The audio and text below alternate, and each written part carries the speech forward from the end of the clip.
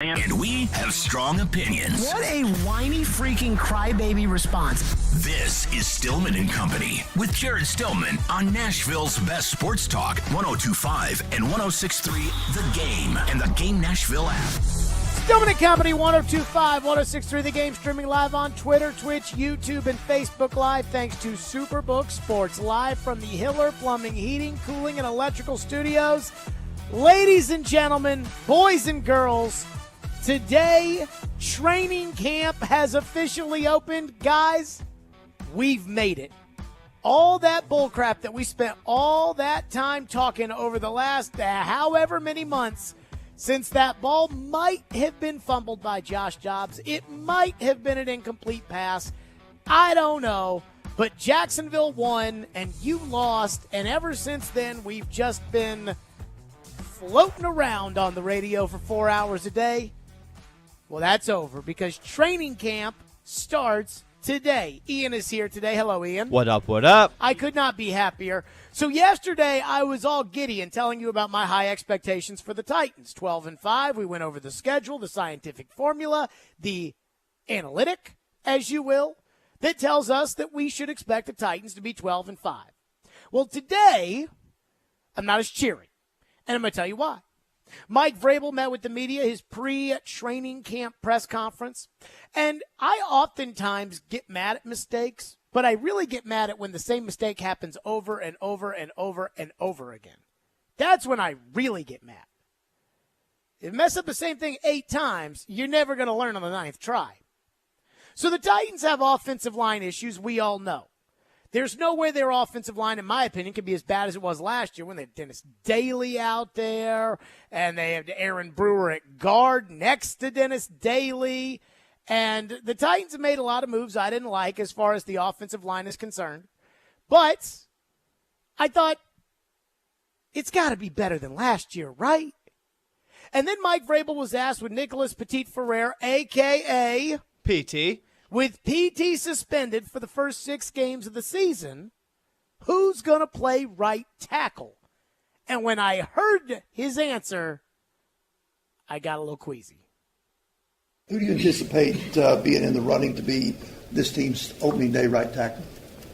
Well, Jamarco's worked over there the first couple days, the early report guys. I think Andrew Rupchich will play over there. I think Jalen we'll have a shot over there. I think OJ will have a chance over there, John. And so, we'll kind of see where things go, and we'll find the best person there. I heard that, and I thought to myself, oh, dear God, it sounds even worse. When the news broke, we talked about it, and TD brought up the idea of moving Brunskill out to tackle, and we've talked about playing Skoronski at tackle, which for some reason is absolutely positively not allowed by the Tennessee Titans. But when Vrabel sat there and told you Jamarco Jones, Andrew Rupchich is a practice squad player.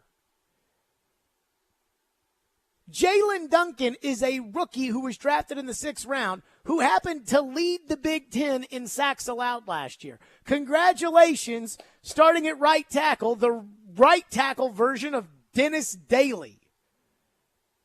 And then he said, OJ. I heard that, and I was like, OJ? I was like, who the hell's that? Who is OJ? I had that same thought, to be honest with you. I was like, who's OJ? Who is OJ? I looked it up. I'm guessing it's John Ojukwu, who is a 6'5", 309-pound rookie out of Boise State. So I'm guessing that's who OJ is. And so now we're relying on OJ? Like, that's what right tackle. So then I asked Vrabel. I said, hey, given the offensive line, and let's not kid ourselves about the offensive line. There's a lot of hoping and praying when it comes to the offensive line anyways. Andre Dillard was a bust. Daniel Brunskill was a backup in San Francisco. Aaron Brewer's 270 pounds. I mean, there's a lot of hoping to begin with. I didn't even think PT was very good. But at least, I know he can start a little bit in the NFL. But so, we know the offensive line depth of the Titans is paper thin. especially when all of a sudden all of our hopes for the season might be pinned to OJ, whoever that is. So I asked Vrabel, how nervous are you? Here's what Vrabel said. How nervous are you with the offensive line depth, given Nick's suspension and where this team stands with the offensive line? I'm not nervous, you know what I mean? But we have to be better.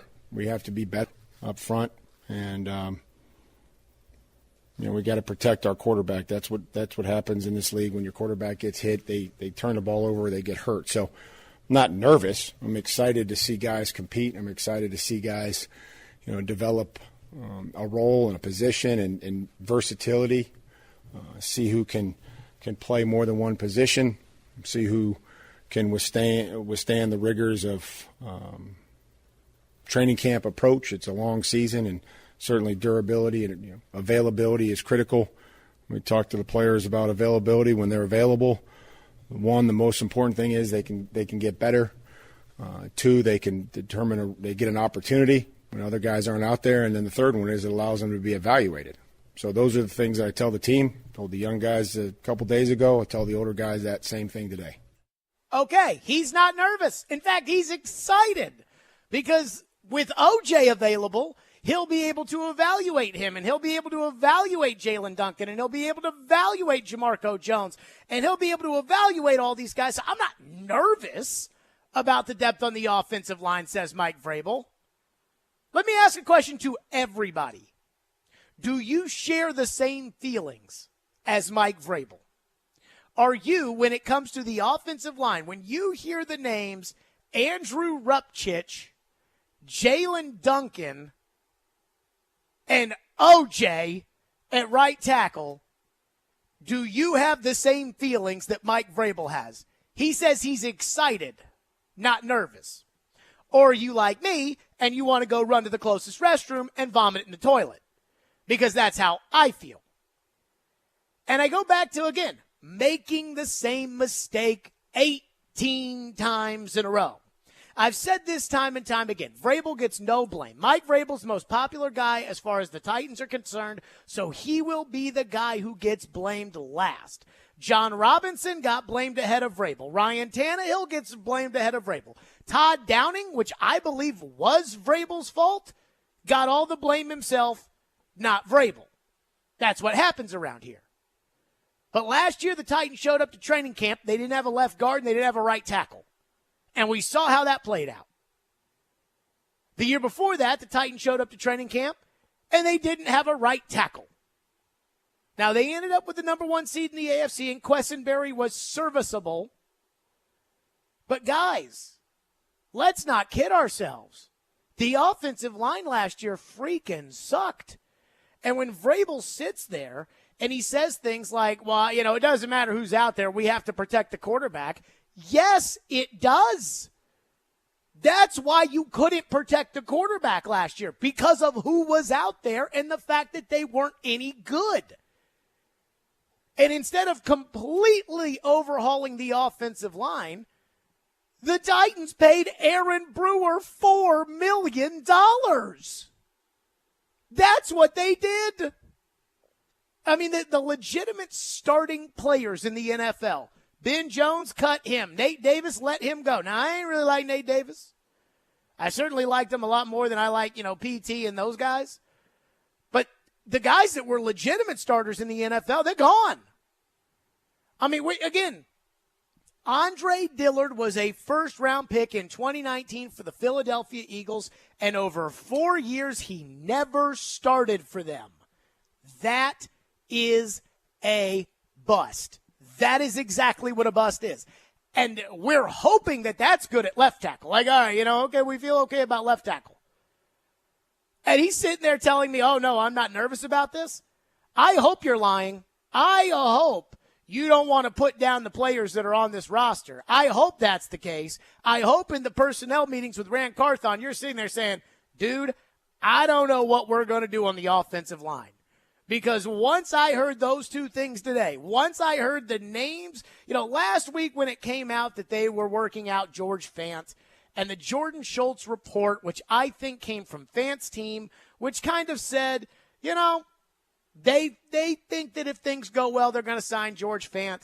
I at least kind of was able to breathe a little bit. I asked a buddy of mine who works for Sirius and is a huge Jets fan. I said, what's the deal with this George Fant? He said he's not bad. He said my expectations when the Jets signed him were nothing, and he was better than my expectations. Well, I don't know about you, but not bad. I will kill for not bad.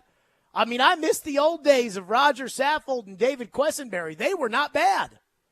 I miss that. We need some not bad around here. And then the Titans didn't even sign him. And they're going to roll out there with Andrew Rupchich and Jamarco Jones. I don't even know why that guy's on the team anymore. Jamarco Jones, Andrew Rupchich, Jalen Duncan, and OJ. And I've told this story 5,000 times. I'm just going to keep telling it. I'm going to keep telling it until the Titans listen to it. 2015, 8 years ago, I was just a young pup, straight out of Louisville. And for some reason, Willie was off. George was off, who was doing the afternoon show. And it was just Floyd. And they said, can you do the afternoon show with Floyd? I said, sure. And so I had never worked with Floyd before. I had met Floyd when they announced that we were all joining the station. But outside of that, I didn't really know Floyd at all. Been working there for about a week. So we're sitting there in the conference room, which is right beside our general manager's office. And it's me, Floyd, and Ryan Porth. And we were just, in all seriousness, just kind of waiting until it was time to go on. So trying to make some small talk. And I said, Floyd, Titans going to be any good this year? He looked at me and he said, we don't have a right tackle. I said, that's pretty important, huh? He says, right tackle? Yes. And that's always stuck with me because that year they tried Jeremiah Patasi out at right tackle. And he was every bit as bad as I assume Andrew Rupchich and OJ and those guys are. And Marcus Mariota almost got killed. And they fired Ken Wisenhunt midway through the season because that line was so bad, amongst other reasons. So I got to say this.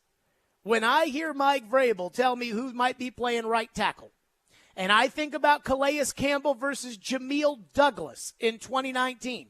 Now that, I can't blame the Titans. They had two guards. They both got hurt, and so they had to play the guy. Can't blame them for that in 2019, but it was a disaster. And when I think about where they are right now, and I think about the idea of playing the Saints the first week of the year with Andrew Rupchich at right tackle, I don't know how Vrabel isn't, but I'm nervous. 615-737-1025 is our phone number. Let's start there. 615-737-1025. Do you share Vrabel's sentiment? Or are you nervous? He says he's not nervous. 615-737-1025. There are some other options at right tackle, but Mike Vrabel says, not now. What? We'll get to that next. 615-737-1025 here on the program. 615-737-1025. Chase has Chase just texted me that Trayvon Diggs got $97 million from the Cowboys. I guess this is the time of year where those things kind of happen, but whatever. 615-737-1025. Stillman and Company, 102.5, 106.3 The Game. Training camp is coming. Go Titans on 3, 1, 2, 3. Follow along as the Two-Tone Blue gets set for another season. And really excited about where this is going to go. New faces. DeAndre Hopkins to the Titans. Kentucky product Will Levis. A new offense. Yeah, scared card. What will it all mean? Training camp coverage is presented by the Simmons Bank Open and by Harman Energy on 102.5 and 106.3 The Game and the Game Nashville app. Hey, Ray Jeter here with Harness. Are you an experienced superintendent, project manager, foreman, or estimator? Do you possess a unique perspective that sees problems as valuable opportunities? We are an excavations and site utilities contractor. We are actively seeking skilled superintendents, project managers, foremen, and estimators who embrace challenges with a positive mindset. If you embody this mindset, apply today at selectharness.com. Harness LLC, build people, move dirt. Nashville is growing, but we remember our roots here. The fairgrounds, my family and I have so many memories there. It is full of history, it is full of culture, and it is full of Nashville. There are some folks who want to tear down our historic fairground speedway. When you do that, you lose part of your story. Don't tear it down, make it better. I'm not necessarily a racing fan, but it's a part of the fabric of the neighborhood. When you lose something, guess what? It doesn't come back. Don't take away my history. Let's make sure we don't lose another piece of what makes our city so special.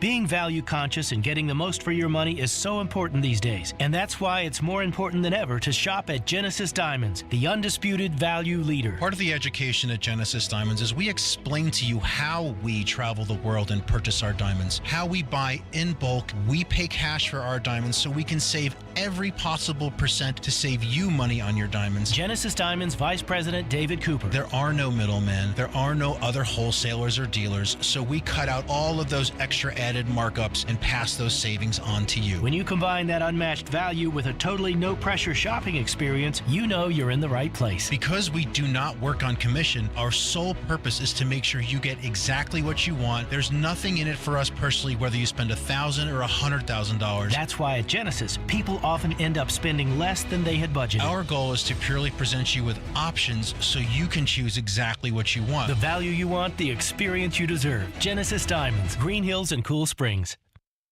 For more than 100 years, Lincoln Tech's NADC in Nashville has helped people transform their lives by learning the skills they need to build a brighter future. While the skills, tools, and jobs have changed, one thing hasn't: Lincoln's ability to adapt their auto, diesel, and heavy equipment maintenance programs to meet the hiring needs of America's employers. Put your potential to work and enroll now for July classes at Lincoln Tech's NADC. Visit lincolntech.edu for info and to schedule a campus tour. Hey, are you seeking relief? Maybe you just want to enhance your day or night. Did you know there are legal THC products available right here in Tennessee? Yeah, really. You can have legal THC products shipped directly to the comfort of your home. Yes, comfort in cannabis is only a website away. Visit greentreescompany.com. That's Green Trees with a Z, and change your life today. Anyone want to tell me what happened? Did you miss any of today's show? It's okay. It's fine. Don't worry. Subscribe to the Stillman and Company podcast on Apple, Spotify, and other podcast platforms, or by going to thegamenashville.com. All right, I'll give it a shot. Strong opinions and a strong personality on your drive home. This is Stillman and Company on 102.5 and 106.3 The Game and the Game Nashville app. You know, we had Chris and Fan In, we had Hubbard and Fan In for the workout, and, you know, nothing new to report there with the signing. There you go. That was Vrabel on George Fan. As you can see, incredibly detailed there. So apparently, Donald Page, who takes pictures for the Titans, took a picture of all the guys walking in on the first day of training camp, and it included George Fant. And the caption underneath is, George Fant arrives at the Ascension St. Thomas Sports Park before day one of fall camp in Nashville, Tennessee. So make of that what you will. And George Fant was asked, are we going to get some news on him signing with the Titans? And he said, no, I was just at the wrong door. It's hard for me to believe that, though, if he worked out over the weekend and he's back today. That doesn't seem to completely add up, right? Like there's something sounds a little missing. fishy, maybe. There's something. I'm just reading this all off my phone. There's a little something else that just doesn't seem. This just doesn't seem to be adding up. For whatever we want to make of that. So, because a bunch of people have texted the text line. Our phone line is driven by WilsonCountyHyundai.com, and a lot of people have texted the text line about George Fant, and they've said, "No, see, look, here's the picture of him showing up there." I mean, I'm not going to lie. He probably was there, and if he was there, it probably means there's no way. Give me the names again, Ian. Can we get that cut again of Vrabel talking about the guys that might play right tackle week 1 against the Saints? Well, Jamarco's worked over there the first couple days, you know, the early report guys. I think Andrew Rupchich will play over there. I think Jalen will have a shot over there. I think OJ will have a chance over there, John, and so – you know, we'll kind of see where things go, and we'll find the best person there. Okay. OJ. I think that there's a chance that this Fant thing's going to happen. It seems fishy at this point in time. We will continue to monitor. So there's another thing that absolutely drives me crazy. Now, somebody who would know just texted me and said the photo was from Saturday. So that was Saturday that he was there. So he's not back here today. Okay, good clarification. I was kind of hoping that meant like, okay, yep, okay, George Fant, we're all good. It's all good. Okay, nothing, no worries about OJ over here. Andrew Rupchich, apparently not. There's another thing that drives me crazy about the Titans. That is the fact that they drafted a tackle in the first round of this year's draft. Now, if we were to talk about the most important positions on the offensive line, left tackle is first, right tackle is second, and then center's probably third, and then depending upon who your worst tackle is, that guard is fourth, and then the other guard's fifth. That's the importance of the line position in the NFL. So the Titans used probably the best draft pick that they've had, I want to say, since Mariota. I guess Corey Davis at 5 overall was the last, high premium pick they've had. And that Corey Davis pick was a screw-up. But this pick with Skoronski at 11, he was a tackle when they drafted him. And Vrabel, when they drafted him, is he going to play tackle? Is he going to play guard? He's offensive line. So now that you have a massive hole at right tackle, and let's not kid ourselves about what you have at left tackle, could Peter Skoronski be an option at tackle? Here's what Vrabel said when he was asked about, is Skoronski locked in at guard, or could we see him move around? Here's what Vrabel said. Pretty much locked in at guard, at least for right now? Or? I would say for right now. I'm not, going to get out in front of it too much, but, I kind of like where he's at right now and what that looks like, inside. But I would say that would be off the table.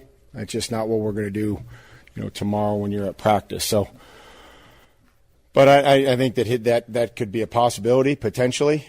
But I just look at some of these guys over the spring, and Peter was the guy that improved throughout the spring,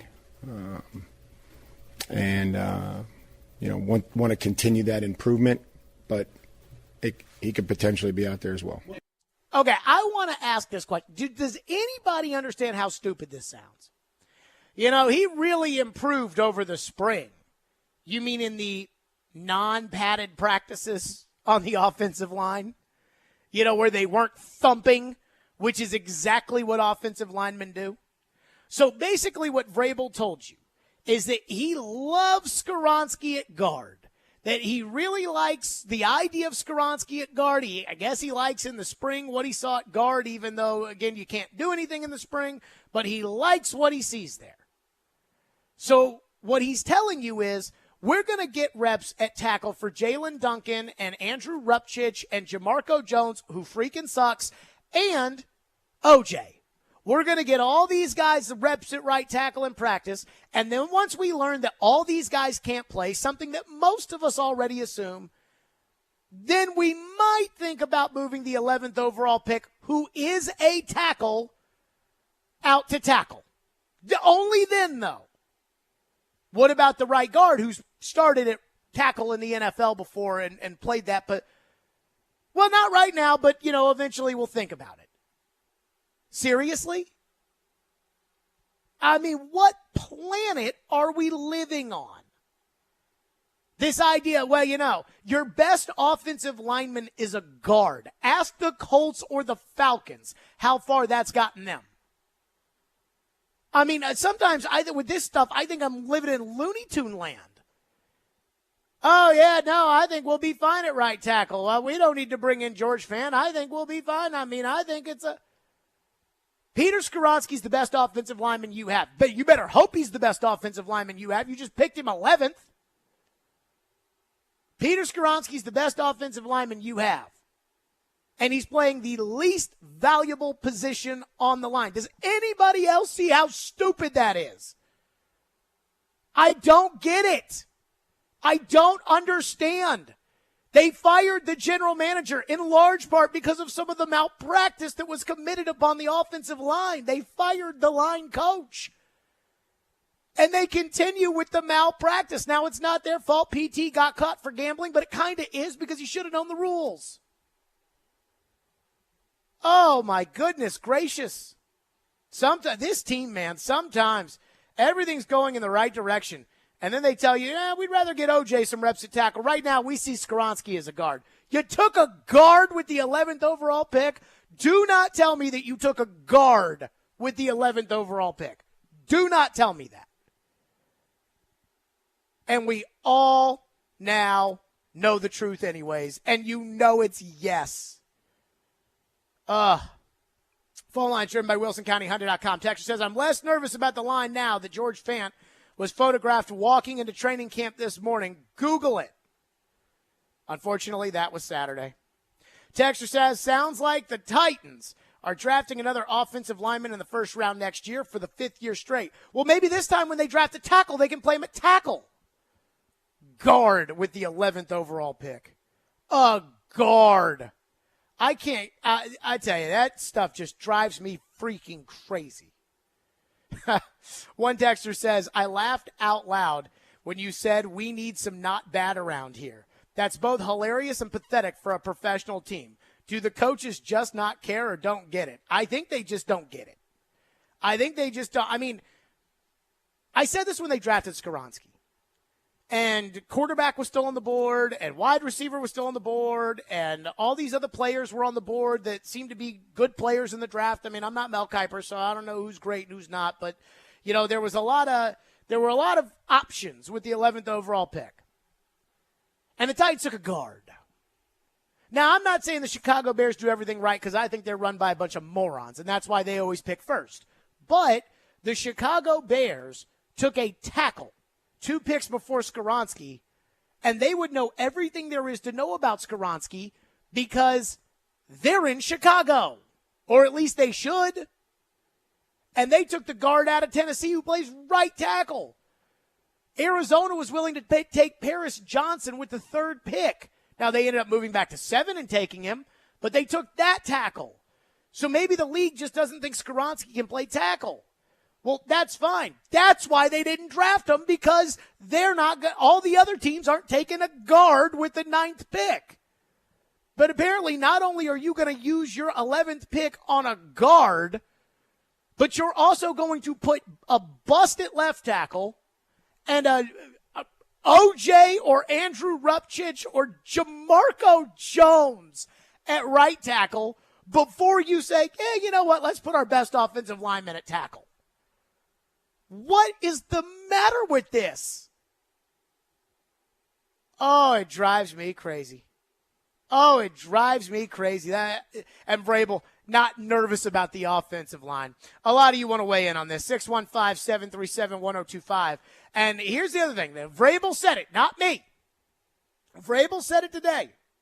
I was a little surprised about. Because, you know, Vrabel's an old school guy. Back in the days of two-a-days and pads at practice and everything else. And he said something today that I think he believes, but I don't think it's true. We'll get to that next. Stillman and Company, 102.5, 106.3 The Game. Every day we are live and local. It will help them get better players. I'm really excited about this defensive front. And your source for Nashville sports. They had missed the playoffs. Those players may end up being practice squad guys. We are Nashville's best sports talk. 102.5 and 106.3 The Game and the Game Nashville app. Willie Donick here for Pella Windows and Doors of Nashville. The official brand perception report for doors and windows is in. Pella Windows and Doors are the leading brand among all others. A few reasons why. Pella is regarded as the highest quality, the most innovative, and the installers with Pella of Nashville lead the way for attention to detail. That's why Pella Windows and Doors of Nashville is one of Pella's top locations in the country. For new doors or windows, I suggest you choose the experts at Pella Windows and Doors of Nashville. Go to PellaNashville.com. Tuning into the baseball game, monitoring the incoming storm, catching your favorite talk show. These are just a few of the reasons more than 80 million Americans depend on AM radio each month. And did you know AM radio is the backbone of the emergency alert system, keeping us safe in dangerous times? It's reliable, free, and public safety depends on it. Text AM to 52886 and tell Congress we need AM radio in cars. This message furnished by the National Association of Broadcasters. Today's world is filled with many things that can push any of us to our limit. An upcoming move should not add to that list. When you choose Black Tie Moving, you are going to get a highly awarded Inc. 500 company. From the free estimate by a local professional moving consultant to the red carpet treatment you receive on the day of your move, their trained and dedicated team is there to ensure that they take the stress out of the process. Call 844-920-2966. Then sit back and enjoy the best move of your life. Hey, Jen, sorry I'm late. I had to stop for gas. Yeah, I can't believe how much it costs for gas now. I know, everyone's still talking about how much gas is, but I never pay full price. I just use the free Upside app, and I get cash back for every gallon of gas I buy. Wait a minute. Are you saying you actually get paid real cash when you buy gas with the Upside app? Yeah, I earn back up to 25 cents a gallon every time I buy gas. What? That sounds like it could really add up.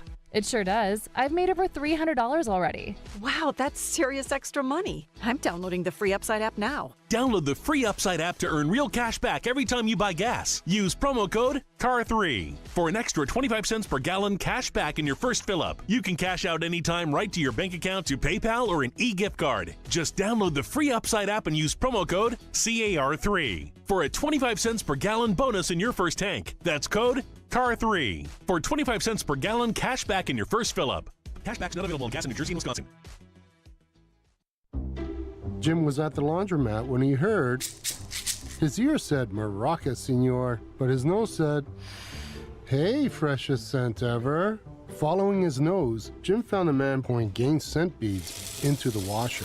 The scent, the freshness. Jim blurted, "Sir, your scent maracas smell amazing." You could call them scent maracas, but most noses call them Gain scent beads. Try Gain scent beads. Way fresher than detergent alone. When it comes to Nashville sports, locking up Jeffrey Simmons, clearly that was a priority for them. He knows his stuff. A little bit good, a little bit bad. And knows how to push the right buttons. He's coming off an ACL tear, and he's 25 years old, so you cannot ignore that. Join Outkick's Chad Withrow every Friday at 5 with Stillman and Company.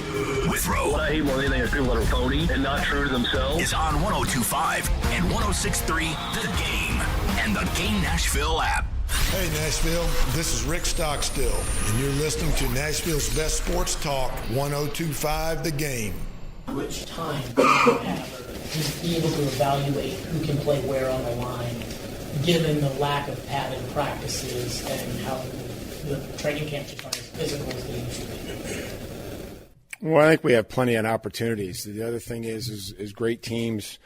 Every really good team that I've been a part of knows how to practice without pads and with speed. So you could still rush the quarterback. You could still pass protect, and maybe the run game doesn't look like it's going to look. But I think we have ample opportunity to be able to identify that. Here you go. Mike Vrabel says, look, I think we got plenty of time to try everybody out at tackle and to work through the offensive line. Again, he was asked about moving Skoronski to tackle, said, not right now. Maybe we'll think about it. He was asked about moving Brunskill to tackle. Not right now. Maybe we'll think about it. Asked about who might play right tackle. The band of Scarbeanies, Jamarco Jones, Andrew Rupchich, Jalen Duncan, rookie drafted in the 6th round, who allowed the most sacks in the Big Ten last year, according to the bottom screen on NFL Network when the Titans drafted him, and OJ, whoever the hell that is, some rookie out of Boise State. That is the right tackle position. So what Vrabel's telling us is that there is enough time in training camp, even though they don't have 2-a-day practices, even though they don't wear pads anymore, and they don't play 4 preseason games. Now, it doesn't matter to Derrick Henry that you don't play 4 preseason games, but that's a lot of snaps for OJ and Rupchich and those guys to not have that extra game. And he says plenty of time to evaluate it. And you're probably sitting in your car thinking that they do. And you probably think, hey, Vrabel said it, so they probably do have enough time to evaluate the offensive line and go from there and everything else. I don't believe that because I watched it. I watched it last year. I watched how the Titans decided they were going to let things battle themselves out at left guard between Jamarco Jones and Aaron Brewer, where they did, and Aaron Brewer won the job, and right tackle, with Dylan Radins, who had every chip in the deck stacked in his favor and couldn't win the job. And I remember I would go over there and I would watch the offensive linemen when they would be, what they call the individual period. I would be watching the offensive linemen because then I could see kind of the technique they were going over. And the coach, he would come over and say, hey, get your hands up, 71. And then up, 71 needs to work on getting his hands up.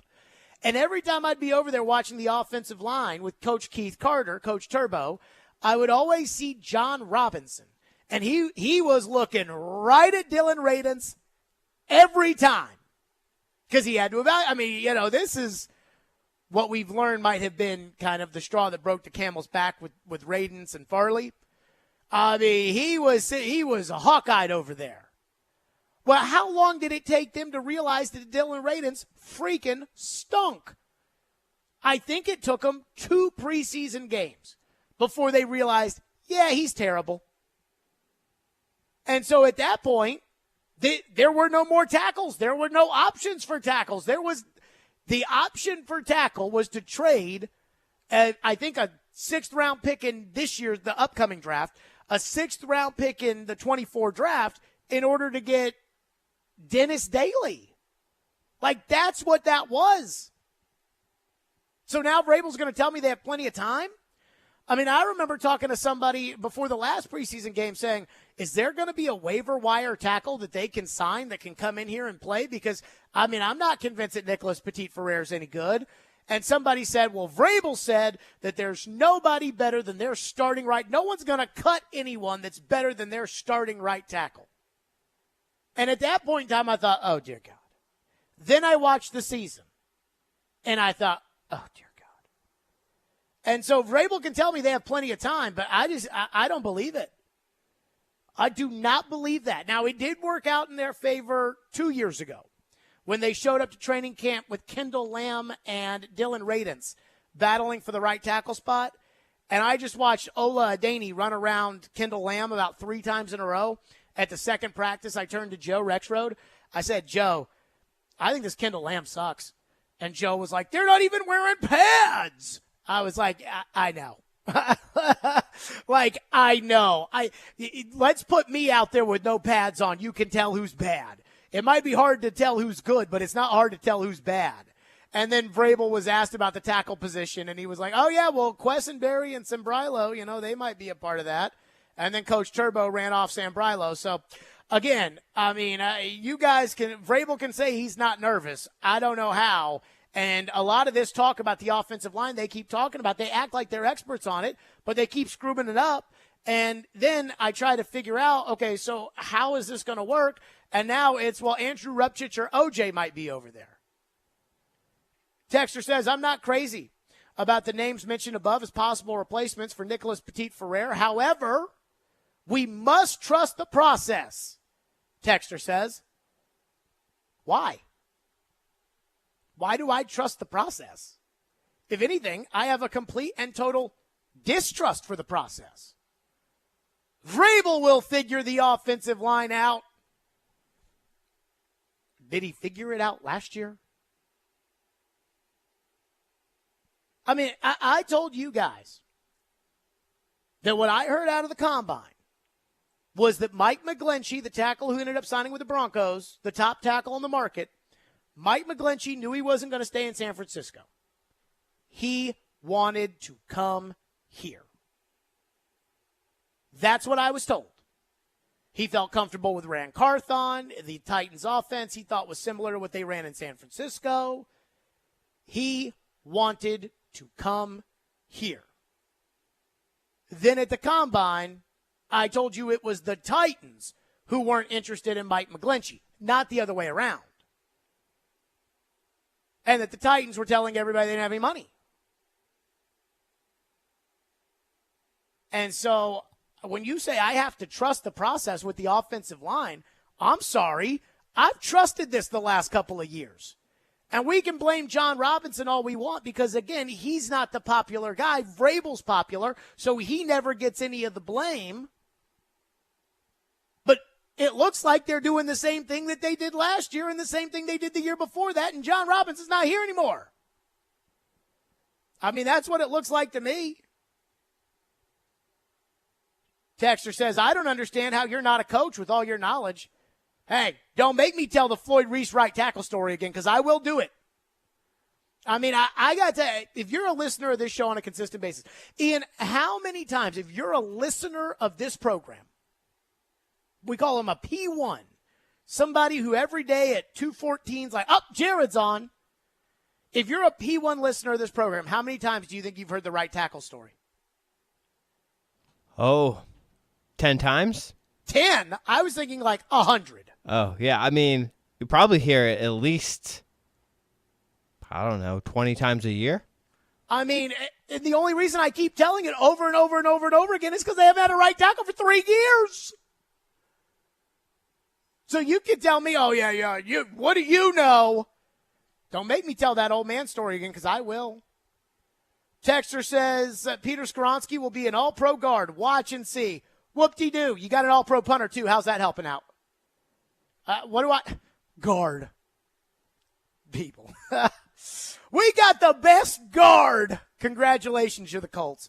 615-737-1025 is our phone number, 615-737-1025 here on the program. I do want to get, let's get a little lighter. I've been mad for the first 42 minutes of today's program. It's amazing. Today's the first day of training camp, and I'm already mad. So there was one thing that I heard today that I said to myself, kind of shrugged my shoulders. And I said, I guess all the reporting we heard wasn't very true. We'll get to that next right here, Stillman and Company on 102.5, 106.3 The Game. Be sure to tune in to Chase McCabe, Caroline, Willie, and D. Mace tomorrow and Friday as they broadcast live from training camp. They'll get player interviews and deliver the latest updates with the Titans practice as the team preps for the 2023 season. And our coverage at training camp is presented by the Simmons Bank Open, Parman Energy, and Caudle Vet Clinic.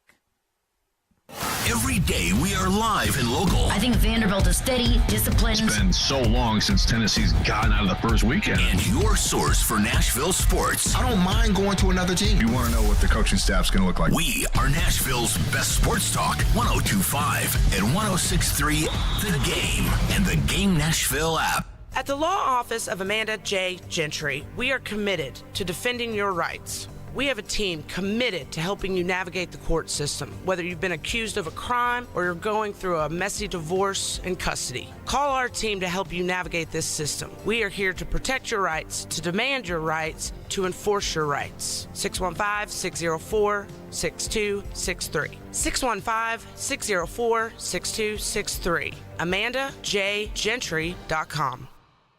Are you drowning in credit card debt? Want to get cash out of your home's equity? Loan Pronto can do it now in less than a week. Hey, Willie Donick here. That's right. Loan Pronto's Equity Express line of credit just got even faster. You can get $50,000, $100,000, even $200,000 in as little as 5 days. You don't even have to touch your primary mortgage. You can keep that 3% rate intact. Get just the money you need and pay off all those credit cards or get that home improvement project started. With this revolutionary program, you can access up to 90% of your home's value, and in most cases, there's no appraisal. Stop paying insane interest rates to the credit card companies and get tens or even hundreds of thousands of dollars in cash in as little as 5 days. Call Loan Pronto now for the even faster Equity Express line. 615-499-5780. That's 615-499-5780 or go to loanpronto.com. 615-499-5780. Equal Housing Lender, NMLS 1661781, subject to lender approval.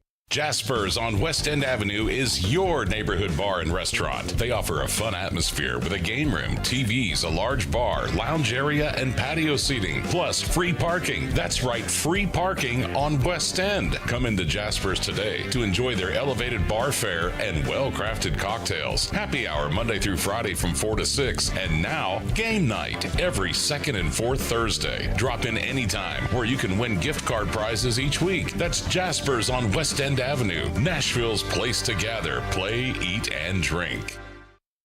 If this were a Reese's TV ad, you'd be staring at a Reese's Peanut Butter Cup. And sure, my voice is peanut buttery smooth, but still, you need to see the peanut butter cups, right? No? I can really just say Reese's and you'll go get some? Okay, Reese's. Reese's. Reese's. Really working, actually. Reese's. Reese's. I'm on to something. Reese's. Reese's. Reese's. Have you seen the cost of eggs lately? With these prices, we'd barely be scraping by if it weren't for Dave. It's the banking app that advances us up to $500 instantly. There's no interest, late fees, or credit checks. No joke. You can get extra cash for anything your family needs. Download the Dave app now or go to dave.com. For terms and conditions, go to dave.com/legal. Instant transfer fees apply. Banking services provided by Evolve. Member FDIC.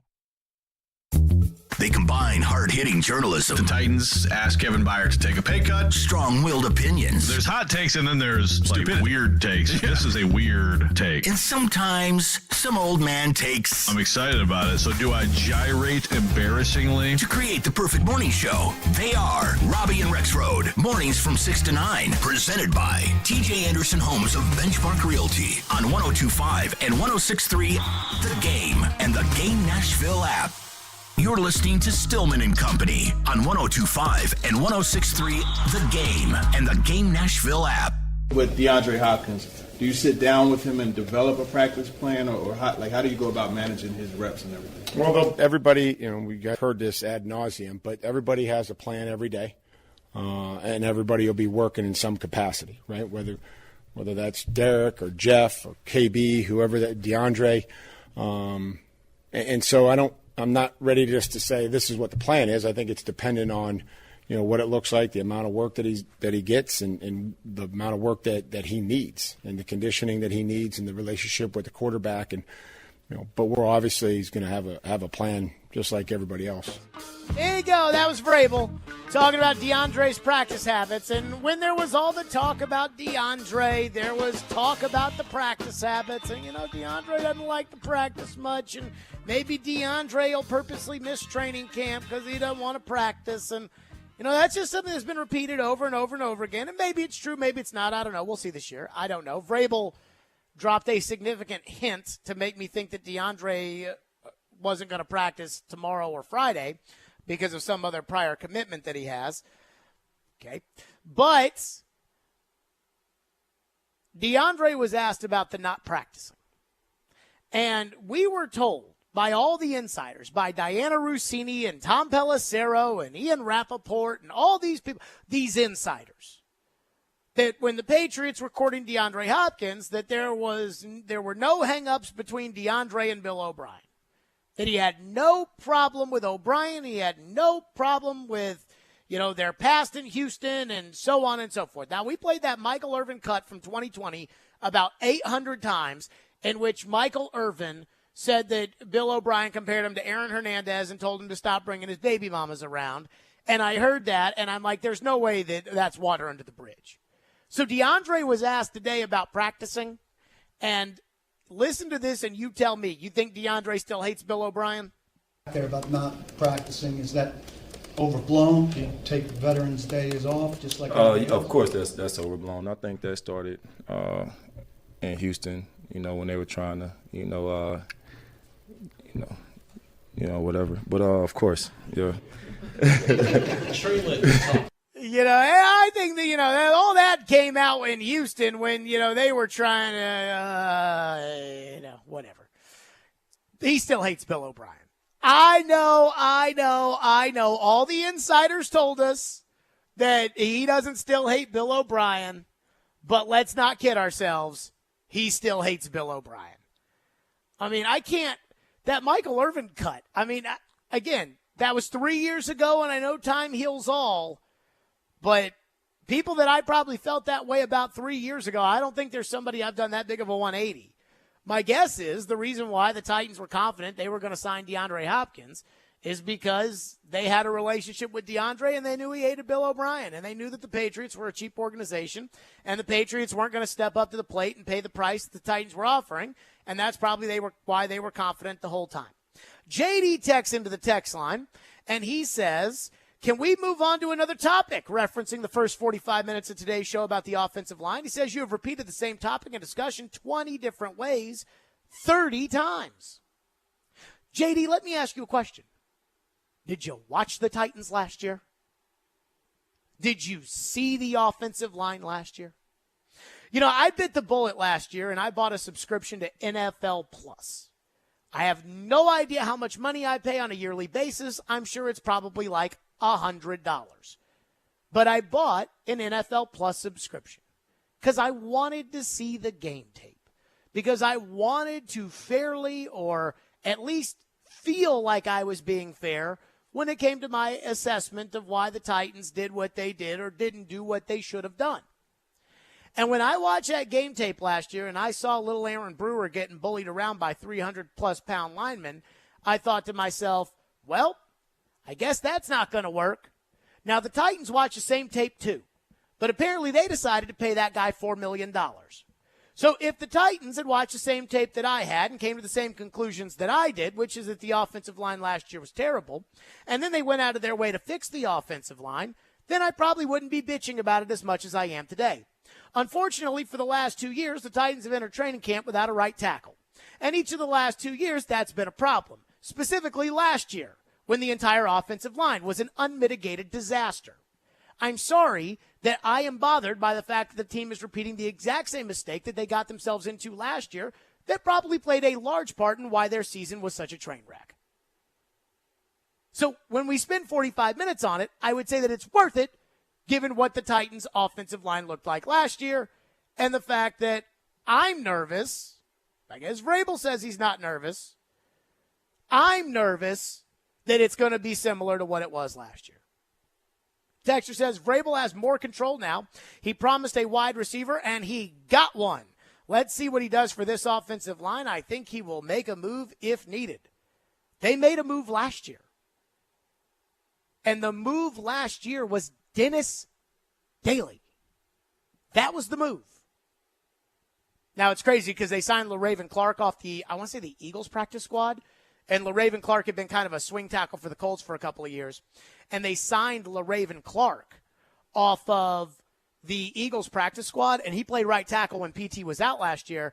And I actually thought LaRaven Clark wasn't that bad. So they probably could have just signed somebody off of a practice squad, put him at tackle, and it probably would have been the same as Dennis Daly. I can't imagine that it would have been worse. But Daly did have at least somewhat of a resume and everything else. Dylan is up next on Peter Skoronsky. Thank you for calling. Thank you for waiting. What's up, Dylan? Hey, Jared. Yeah, I know you said you wanted to move on, but I got all worked up about this. So what really kills me is it doesn't seem like they're even willing to try Skoronsky at tackle. Like, just try. What if he's solid? What if he's not good? What if he's just solid? I mean, a solid left tackle is more valuable than the best guard in the league. Like, can you name the best guard in the league? I mean, it just drives me crazy. Could you ask this at a press conference? Like, why won't they just try? Just try him. That's all I ask. Anyway. Well, I think I'll let the right tackle position become the disaster that I'm worried it's about to be before I start going there, but I do appreciate the call. And I did try, again, it's not my job not to piss Vrabel off. I'm sure I piss him off plenty. But, I mean, the first day, maybe let's get a couple of practices under our belt before I start getting all worked up about everything. But I do think, going back to the trying Skoronsky at tackle, Skoronsky should play tackle. If there's anybody who should get the benefit of failing, it's him, because he was the 11th overall pick. He was the 11th overall pick. He's supposed to be the best one. So Andre Dillard's already gotten his turn. He screwed it up in Philadelphia. All these other guys, we're going to give them right tackle reps to see if they can play right tackle. Skoronsky should be the one that can show us that he can't play right tackle before we say, okay, let's put you in a less valuable position. Ian, can you give me that Pat Kerwin cut? Pat Kerwin, NFL radio, has been in the league for forever. Former scout, former coach, former executive, been in the media for the last 20 years. This was after the draft when they talked about playing Skoronsky at guard. Dillard couldn't hold the job in Philadelphia. I thought they paid him a lot of money. I was surprised by it, but if you want my opinion, Skoronsky should be the left tackle. Why would I take a guy in the first round and throw him right at guard? He's a tackle, and he's a really good tackle, and I don't give a damn about his short arms. Dillard couldn't beat out a rugby player. Yeah. Well, they did give him $10 million a year. I know they did. And you can go play guard for that. But that's me. I think it's going the other way, but I wouldn't do. Why would I take Skoronski and throw him right at guard? You know what, Skoronski? Go over there and play left tackle until you can't. Even he knows it's stupid. And that was before Nicholas Petit-Frere got suspended. But he's like, wait a minute. Shouldn't you play Skoronski at tackle? And if Skoronski can't play tackle, then move him to guard? And the answer to that is yes. Again, the most important position on the offensive line is left tackle. The second most important position is right tackle. You want to know how I know this? Because they pay them the most amount of money. The third most important position is center. The fourth most important position is the guard with your weaker tackle. So if you've got a really good right tackle and you've got a so-so left tackle, then left guard's more important than right guard. If you've got a great left tackle, if you're the 49ers, then right guard is more important than left guard. And then the least important one is next to your best guard. Next to your best tackle. Well, Skoronski is going to be playing next to the Titans' best tackle in Andre Dillard, and he might actually be the best tackle on the team. I mean, I know Pat Fitzgerald's not the coach anymore, but Northwestern released a video about Skoronski, and I was watching it, and Pat Fitzgerald was talking about how he's like Rashawn Slater. Rashawn Slater is a Pro Bowl left tackle. Like, maybe let's see if you've got a Pro Bowl left tackle, and if not, move him to guard. But no. The Titans want to build their team like the Falcons, like the Colts. Let's be good at guard. Woo! 615-737-1025. DeAndre asked about the thing that everybody keeps knocking on. And maybe he just sees it differently. We'll get to that next. Stillman and Company, 615-737-1025. If you want to weigh in, tune in for Sounds Baseball today at 5:35 on 94.9 The Fan. The Sounds take on the Norfolk Tides, AAA affiliate of the Orioles. Sounds Baseball on 94.9 The Fan, presented by 312 Pizza Company, Farm Bureau Health Plans, and Family Leisure. Every Wednesday at 8:30. Come on. Join Robbie and Rex Road for The Choice is Yours. 2 sports questions, 2 non-sports questions. They'll answer a couple of questions about life and sports. The Choice is Yours is built by Jarrett Companies. You have a choice. So when you have a need for site and utility work, fire protection, concrete and asphalt services, the choice is simple. It's Jarrett Companies. For more, visit JarrettCompaniesInc.com. The choice is yours. Wednesdays at 8:30 on 102.5 and 106.3 The Game and the Game Nashville app. ElectronicExpress.com. We make it happen. Hey, it's Teron Davenport, and we're changing the game. Help your bets stay hot this summer at Superbook Sports, the most trusted name in sports gambling with a direct line to Las Vegas. And now, when you use the promo code The Game, you score up to $250 with their first bet bonus. Win or lose, Superbook will match your first bet up to $250 with promo code The Game. Download the Superbook Sports app, enter the promo code The Game, and you'll get $250 courtesy of Superbook Sports. Visit superbook.com for terms and conditions. Gambling problem? Call 1-800-889-9789. Hey, it's Jared for PhD Weight Loss. I've been on this program now for almost 3 months, and I have blown past the 20-pound mark. I absolutely love the way I feel, and I love the way I look. I was at a wedding over the weekend, and I just kept getting compliments about, man, you look great. And honestly, a lot of it is because of how hard I've been focused with my coaching at PhD Weight Loss. That's right. Coach Rachel's done a fantastic job of making this program easy for me to understand and allowing me to feel a sense of control when it comes to my weight loss. And you can do it yourself. It's simple. Go to myphdweightloss.com to check it out and learn about the program. If you don't get within 5 pounds of your target weight by the end of that program, PhD will guarantee that they will coach you for free until you do. That's right. That's PhD Weight Loss and Nutrition, the official partner of the Clemson Tigers organization and fans, and they are online at myphdweightloss.com.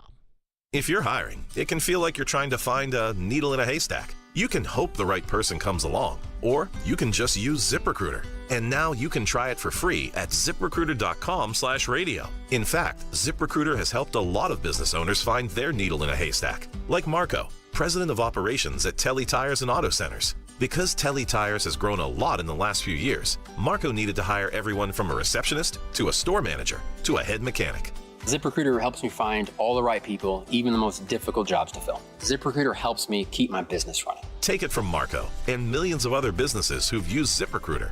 ZipRecruiter can help you find the needle in the haystack. See why 4 out of 5 employers who post a job on ZipRecruiter get a quality candidate within the first day. And right now, you can try ZipRecruiter for free. That's right, free at ZipRecruiter.com/radio. That's ZipRecruiter.com/RADIO. ZipRecruiter.com/radio. ZipRecruiter, the smartest way to hire. Nashville's Best Deals is a great place to save cash fast. Get up to half off or more on dining and entertainment at thegamenashville.com/deals. Check back often for new featured deals and save money now at thegamenashville.com/deals. Live from the Hiller Plumbing, Heating, Cooling, and Electrical Studios. WPRT-FM Pegram, WPUC HD2 Laverne. Nashville's exclusive home for the Nashville Predators. 102.5 and 106.3. 79-52 Vanderbilt. I think he's going to coach him up by Cheryl. You're going to see more moves. The Game. A Cromwell Media Station. Where you have a voice. He had a competent coaching staff. You just play terrible and you keep playing. And we have strong opinions. What a whiny freaking crybaby response. This is Stillman and Company with Jared Stillman on Nashville's best sports talk, 102.5 and 106.3 The Game and the Game Nashville app. Stillman and Company, 102.5, 106.3 The Game, streaming live on Twitter, Twitch, YouTube, and Facebook Live. Thanks to Superbook Sports. Live from the Hiller Plumbing, Heating, Cooling, and Electrical Studios. Training camp has started today, and the Titans have met with the media. Tomorrow they'll be on the practice field. Rand Carthon will talk around 8:50, I believe, is when Rand Carthon is scheduled to talk, and then practice, I believe, starts at 9:30, and I got to tell you, I'm excited. Now, DeAndre Hopkins talked to the media after signing with the Titans, and he was very political, I would say. You know, this is not his first rodeo, but one thing that I did notice, and one thing I've always said, is even if somebody is lying to you or to me, I can't decide somebody's words for them. I can hear them, I can interpret them, I can decide for myself whether or not I think somebody's telling the truth, but I can't say their words for them. And so as the DeAndre process played out, as the power rankings have come down, as the Vegas odds litter the board, it is obvious that for the most part, America does not believe in Derrick Henry and Ryan Tannehill. Now, I keep pointing out the fact that since Tannehill took over as quarterback for the Titans, only 3 teams, Kansas City, Buffalo, and Baltimore, have more wins than the Titans do in that time frame. And that includes the disastrous 7-game stretch at the end of last season and Baltimore going 10-0 in 2019 when Tannehill took over as quarterback.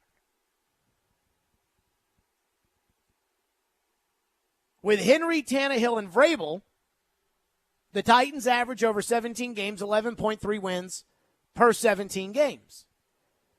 That's really good.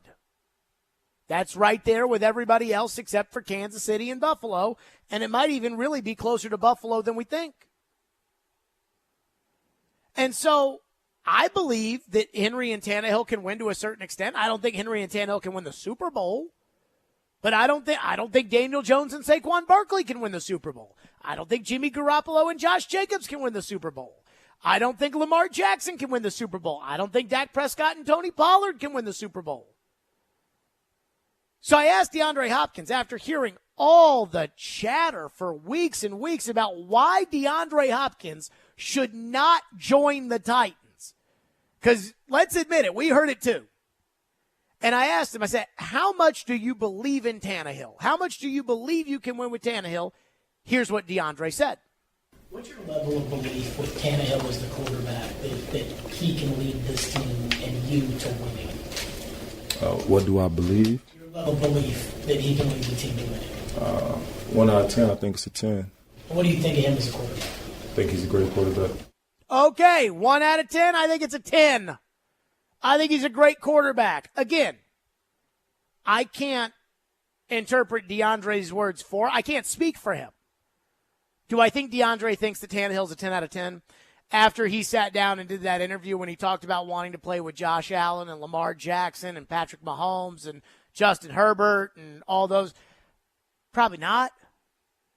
But I don't think Tannehill was the drawback that everybody else was saying. I had Kirk Morrison on Sirius XM, and I was talking about, do you think you could see DeAndre going to Tennessee or New England? He's like, to play with Tannehill or Levis?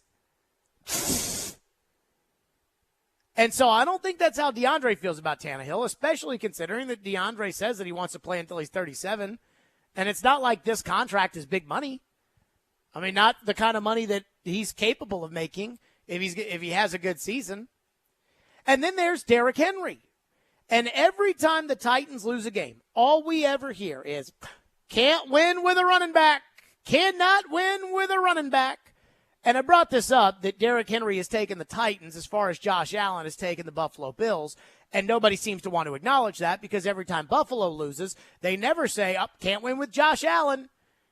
Even though Josh Allen couldn't outduel Mahomes in Kansas City in the AFC Championship game, just like Derrick Henry couldn't overcome Mahomes in the AFC Championship game. Josh Allen last year got absolutely obliterated by the Bengals. We don't talk about that, but anytime the Titans lose, can't win with a running back. Here's what DeAndre said the impact Derrick Henry had on his decision. Derrick played a big factor in me coming here. I always wanted to be part of an offense that had a great run game. I know that helps my job, and I know that's going to help his job having someone like me out there. I think, obviously, play with Arian Foster. I play with some great running backs, but Derrick Henry is definitely by far one of the best running backs that I would be able to have a chance to play with. And I think that not just help us, but the team as well. So, Derrick Henry being here played a very big part of me coming here. Derrick Henry, regardless of whatever people say about top 10 lists and, this guy catches the ball and this guy does, Derrick Henry is the best running back of this era. Probably since, and I'm talking about this era, is probably the post-LaDainian Tomlinson era. Post-Adrian Peterson era, Derrick Henry's the best running back. He won 2 rushing titles. He finished second in another. Not that it counts, but he was well on his way to winning a 3rd straight rushing title before he broke his foot. He had a 2,000-yard season. He's the closest thing to a Hall of Famer at the running back position probably since Adrian Peterson, who is a lock. This is the best running back that DeAndre Hopkins is going to have a chance to play with. And I do not think DeAndre is lying when he says playing with Derrick Henry was a big part of my decision. And I kept telling you that when it came to the Titans, it was about Tannehill and Henry. And it was the idea of, can I win with Tannehill and Henry? I think one thing that gets overlooked is what veteran players feel about other veterans who've got big bank accounts, who have been to Pro Bowls, who they've seen around, who they've played against, who they've watched from afar. DeAndre Hopkins has seen what Ryan Tannehill and Derrick Henry have done to the Titans because he was in the AFC South when it happened. He's talked about how he's kept up with the Titans because he's friends with Vrabel. Well, he watched that game probably on a Tuesday night when Tannehill and Henry wrecked Buffalo. He watched that game against the Jags last year with Josh Dobbs. It's obvious to him how important Derrick Henry is to winning, which is the thing that I think separates Derrick Henry from all of these other running backs in the NFL over the last couple of years, is that since Todd Gurley, there has not been another running back who has carried their team to winning at a consistent level like Derrick Henry has. Jonathan Taylor had his breakout year in 2021, and the Colts didn't even make the playoffs. Saquon Barkley's supposed to be really, really good. And how good have the Giants been? Derrick Henry's the only running back whose team wins consistently because of him. And yet when everybody talks about how good Jacksonville is and when everybody wants to pump the tires on Trevor Lawrence and everybody wants to get excited about that, I keep telling you, Derrick Henry and Ryan Tannehill, they've won a lot of games, folks. I don't know if you guys saw this, but the NFL players, they do that top 100 list. And I'm a little surprised that they're coming out with a top 100 list now. I was thinking that maybe that would be something that they would have wanted to do a couple of weeks ago. But this is the voted on by the players, the top 100 list every year. Trevor Lawrence is 96th. Jamal Williams, who started last year as the backup running back in Detroit and is now the backup running back in New Orleans, is 95th. Dalvin Cook doesn't even have a team, and he's 91st. So the rest of the NFL players, we hear them on TV talk about Trevor Lawrence, about he's the next Joe Burrow, and they're so good, they could be Super Bowl contenders, and they could be. And the players in the NFL are like, nah, let's see Trevor Lawrence do it again. But Derrick Henry, he's got that cred.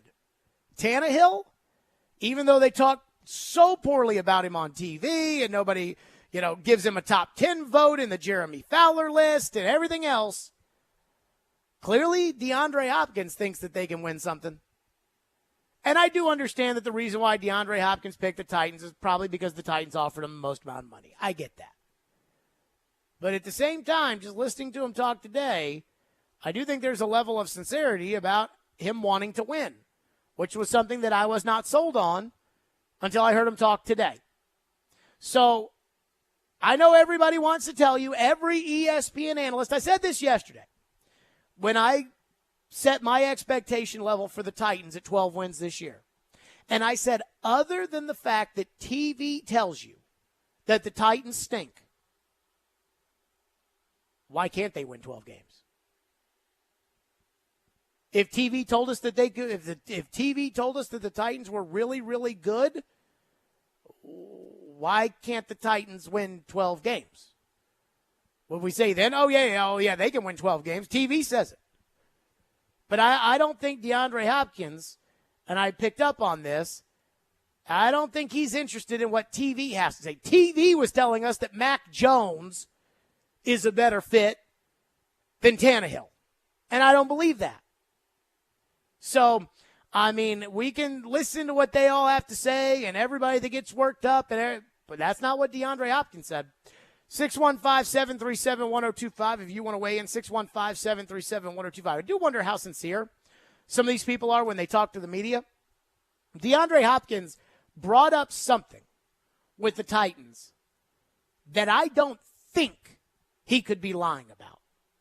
We'll get to that next. Stillman and Company, 615-737-1025 here on the program. The Game Summer Ticket Tour is headed to a homegrown tap room and kitchen located at 2720 Old Lebanon Road this Friday afternoon from 2 to 6.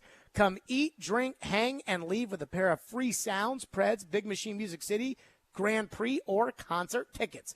Also get signed up for the grand prize. Titans tickets, Preds tickets in the 501 Club, and a 2-night stay at Opryland Hotel with access to sound waves. Black Tie Moving delivers the Game Summer Ticket Tour. For more details, visit thegamenashville.com/tour. The offseason is in full swing, but there's no slowing down ESPN's Teron Davenport. The flow of information. He talks the talk. Spears gives you that guy that can still hit the home run. And walks the walk. As a run blocker, he's going to murder a linebacker at the second level. On everything Titans, TD is on Mondays at 1, Thursdays at 3, Friday mornings at 8, and anytime on the Talkin' with TD podcast. TD is on 102.5 and 106.3 The Game and the Game Nashville app. Hey guys, this is Mike at Newton Ford in Shelbyville. Did you hear the news that we're awarded as a 2023 Dealer of the Year out of all 4 dealerships in Tennessee by Dealer Rater, where real people write real reviews about their car dealership experiences? Yep. That means we got the most 5-star reviews from customers like you over the past year out of all the 4 dealerships you could choose in Tennessee. We're proud of our reputation, but you've got to check it out for yourself. So if you want a smooth purchase of a brand new Ford or pre-owned new-to-you vehicle, we're here to help make that happen. The best part is, you can start this entire process online with Newton FastPass. That's right, no phone calls or waiting on the lot. Start shopping right now by visiting newtonford.com/Newton-FastPass. That's newtonford.com/Newton-FastPass. Come see us in Shelbyville, just a short drive from Murfreesboro, to see how we can smooth out the car shopping experience for you. Nashville is growing, but we remember our roots here. The fairgrounds, my family and I have so many memories there. It is full of history, it is full of culture, and it is full of Nashville. There are some folks who want to tear down our historic fairground speedway. When you do that, you lose part of your story. Don't tear it down, make it better. I'm not necessarily a racing fan, but it's a part of the fabric of the neighborhood. When you lose something, guess what? It doesn't come back. Don't take away my history. Let's make sure we don't lose another piece of what makes our city so special. 20 years ago, when Genesis Diamonds came to Nashville, this was one of the most expensive cities in America for diamond jewelry. Our radical approach and no middleman pricing changed that forever. And now we're doing it again, this time with lab-grown diamonds. We were shocked to find out what the other mall stores and the other big radio advertisers were charging. They sell their platinum 4-carat VS2 lab-grown earrings for $15,720. We sell them for $6,900. Their 3.08 carat lab-grown round diamond with G-Color VS2 clarity is $10,045. We sell it for $5,900. Looks like they might be going back to the old ways. If they're charging this much on lab-grown diamonds, kind of makes you wonder what else they're selling at the same outrageous markup. Nashville, we are not going backwards. At Genesis Diamonds, our non-commissioned trusted advisors are here to give you all the information with details you can trust and prices you can count on. Genesis Diamonds, Green Hills and Cool Springs. Get a great deal on select Kubota equipment, the #1 rated tractor brand for durability and owner experience in the U.S. The versatile lineup is built to help you make the most of your land. Right now at participating dealers, get a Kubota compact tractor for 0 down, 0% APR for 84 months, plus save up to $800 on qualifying implements. Now through September 30th. See us or go to KubotaUSA.com/disclaimers for full disclaimer.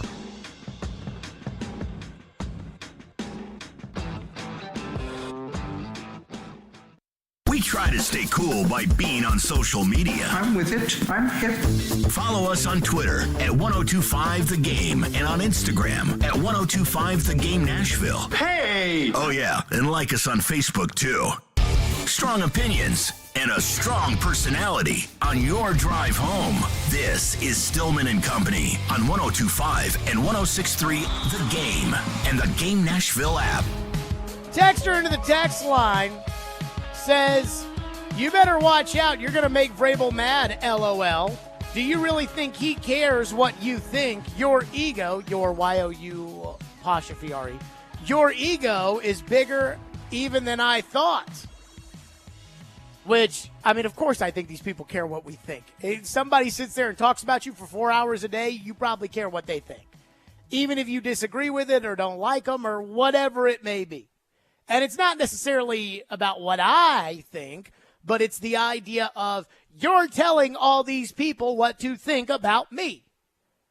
That's normally, I think, how a lot of people view it. I'm sure Vrabel shrugs it off. He understands it. But, yeah, I mean, I think these people care.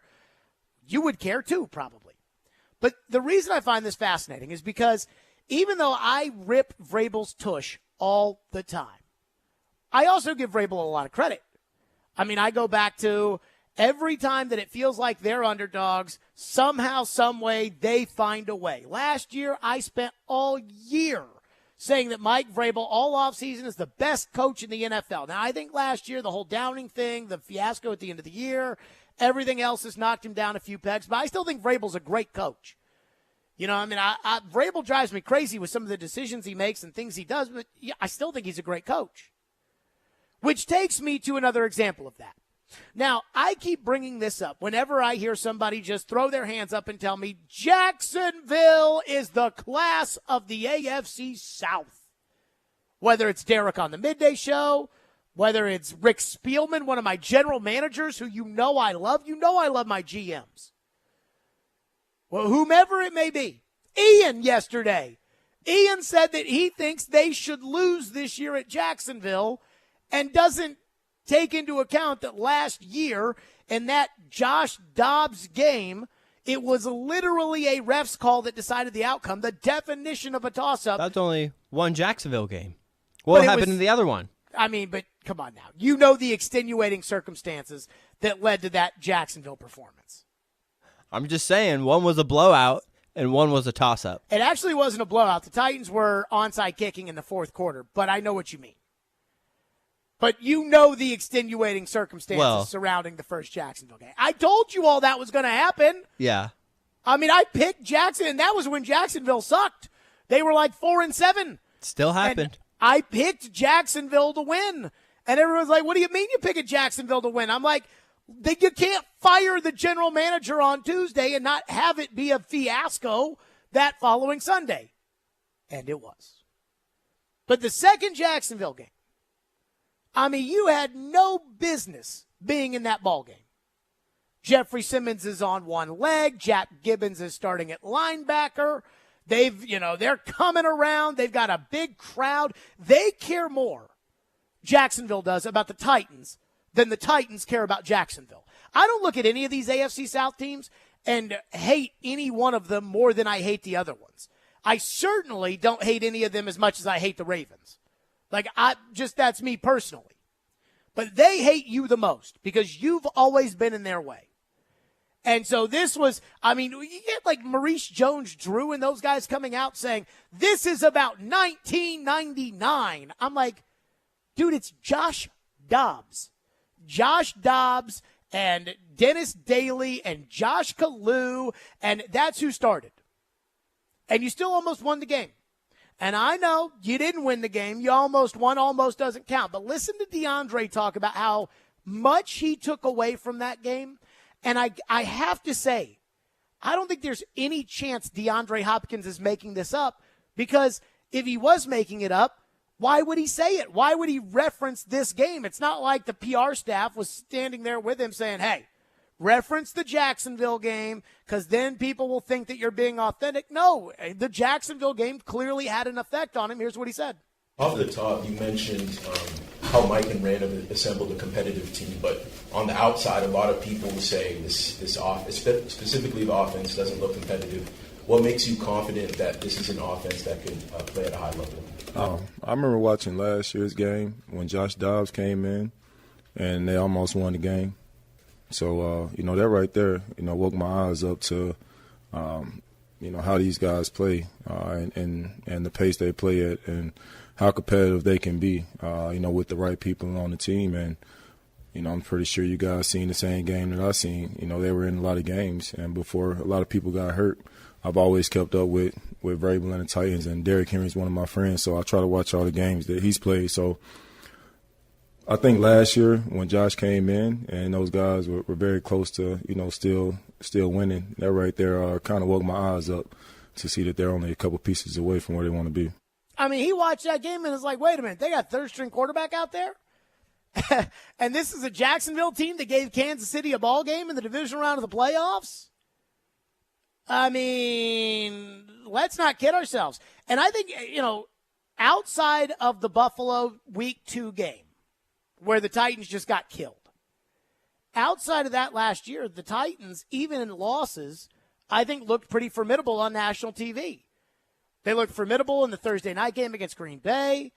The Sunday night game with Malik at quarterback against Kansas City. If that's not an eye-opener of, wow, the Titans, if they just have a couple extra players, they could, I don't know what is. That's why when Derek and Ian, I love you, but come on now, when you guys act like they should lose at Jacksonville, I'm like, wait a minute. They act like we're the only two that think that. What's that? You act like we're the only two that think that. Yeah, but you're the only two that I listen to that think that. Like, you're the only two that remember that game. Like, when Rick Spielman says that the Titans are on the same level with Jacksonville, I don't think Rick Spielman remembers that game and how close that was. Maybe he does. Yeah. And maybe he just throws it out like you guys do. But, Derek sits there and talks about Calvin Ridley like they acquired DeAndre Hopkins in his prime. I think Derek really likes Doug Peterson as a head coach and their potential with Trevor Lawrence, just from what I've gathered. I haven't really specifically asked, but. We get a bunch of phones about a bunch of random stuff. Texter says, I missed the segment on you explaining how Fant's pick was from Saturday. 1, how do you know that? 2, why would the team take pics of a guy and post them if he's coming for a job interview on Saturday? It doesn't make sense to me. I'm 90% sure the picture is from today, and they slipped up and posted it. That comes from Jake and Greenbrier. Let me just say, I was told that it was from Saturday. And I'm not going to tell you who told me, But, I mean, who told me that it was from Saturday would know. Like, that is something that they would know. That is in their purview. And so I can only go off of what I'm told, and I was told that that picture was taken Saturday. So you can say, oh, no, they screwed up. You're wrong. I might be wrong, but not based upon what I heard and who I heard it from. Texter says, and he has sent this text in like 8 times today, do you still believe Byard asked for his release now that he has taken a pay cut? Yes. I mean, I think I believe what I said. I know where I got it from, and I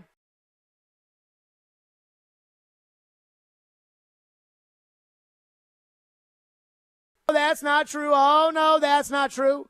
But then you see Byard goes on Bussin' with the Boys and says he's not going to take a pay cut, and then he turns around and he does take a pay cut. So just like I brought up earlier, all the national media people told us that it was water under the bridge with DeAndre Hopkins and Bill O'Brien, and that there would be no problem between those two at all whatsoever, that is in the past. What has happened in Houston, that is nothing to do with anything about New England. There's no way, no how that's going to affect anything.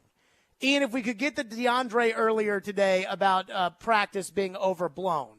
You tell me when you listen to DeAndre talk, if you really believe all the insiders that say, oh, no, it's all good.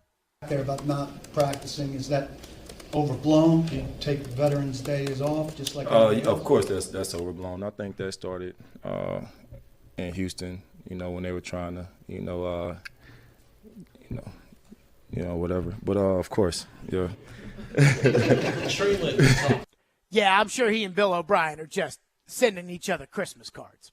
615-737-1025 on the program if you want to weigh in. 615-737-1025. Nobody's picking the Titans. So what does Vrabel make of that?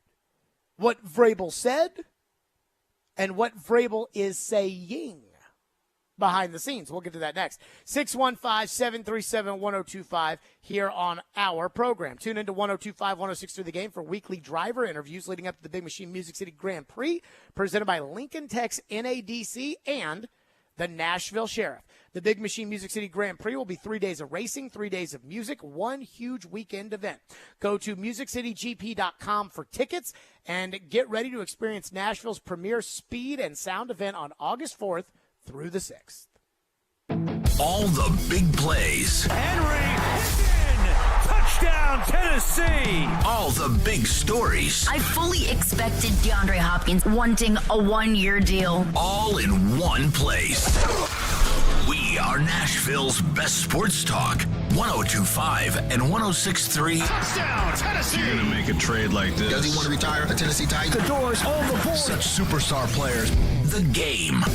And the Game Nashville app. 3 days of racing, 3 days of music, one huge weekend event. The Big Machine Music City Grand Prix is not just a race or a festival, it's an experience. Multiple music stations with Flo Rida, Vince Neil, Chris Jansen, Gavin DeGraw, and more. Fast cars going over 200 miles an hour. And a family fun zone with inflatables, Ferris wheels, kids games, and kid-friendly food trucks. Tickets and premium hospitality are on sale now. Go to MusicCityGP.com for tickets and get ready to experience Nashville's premier speed and sound event.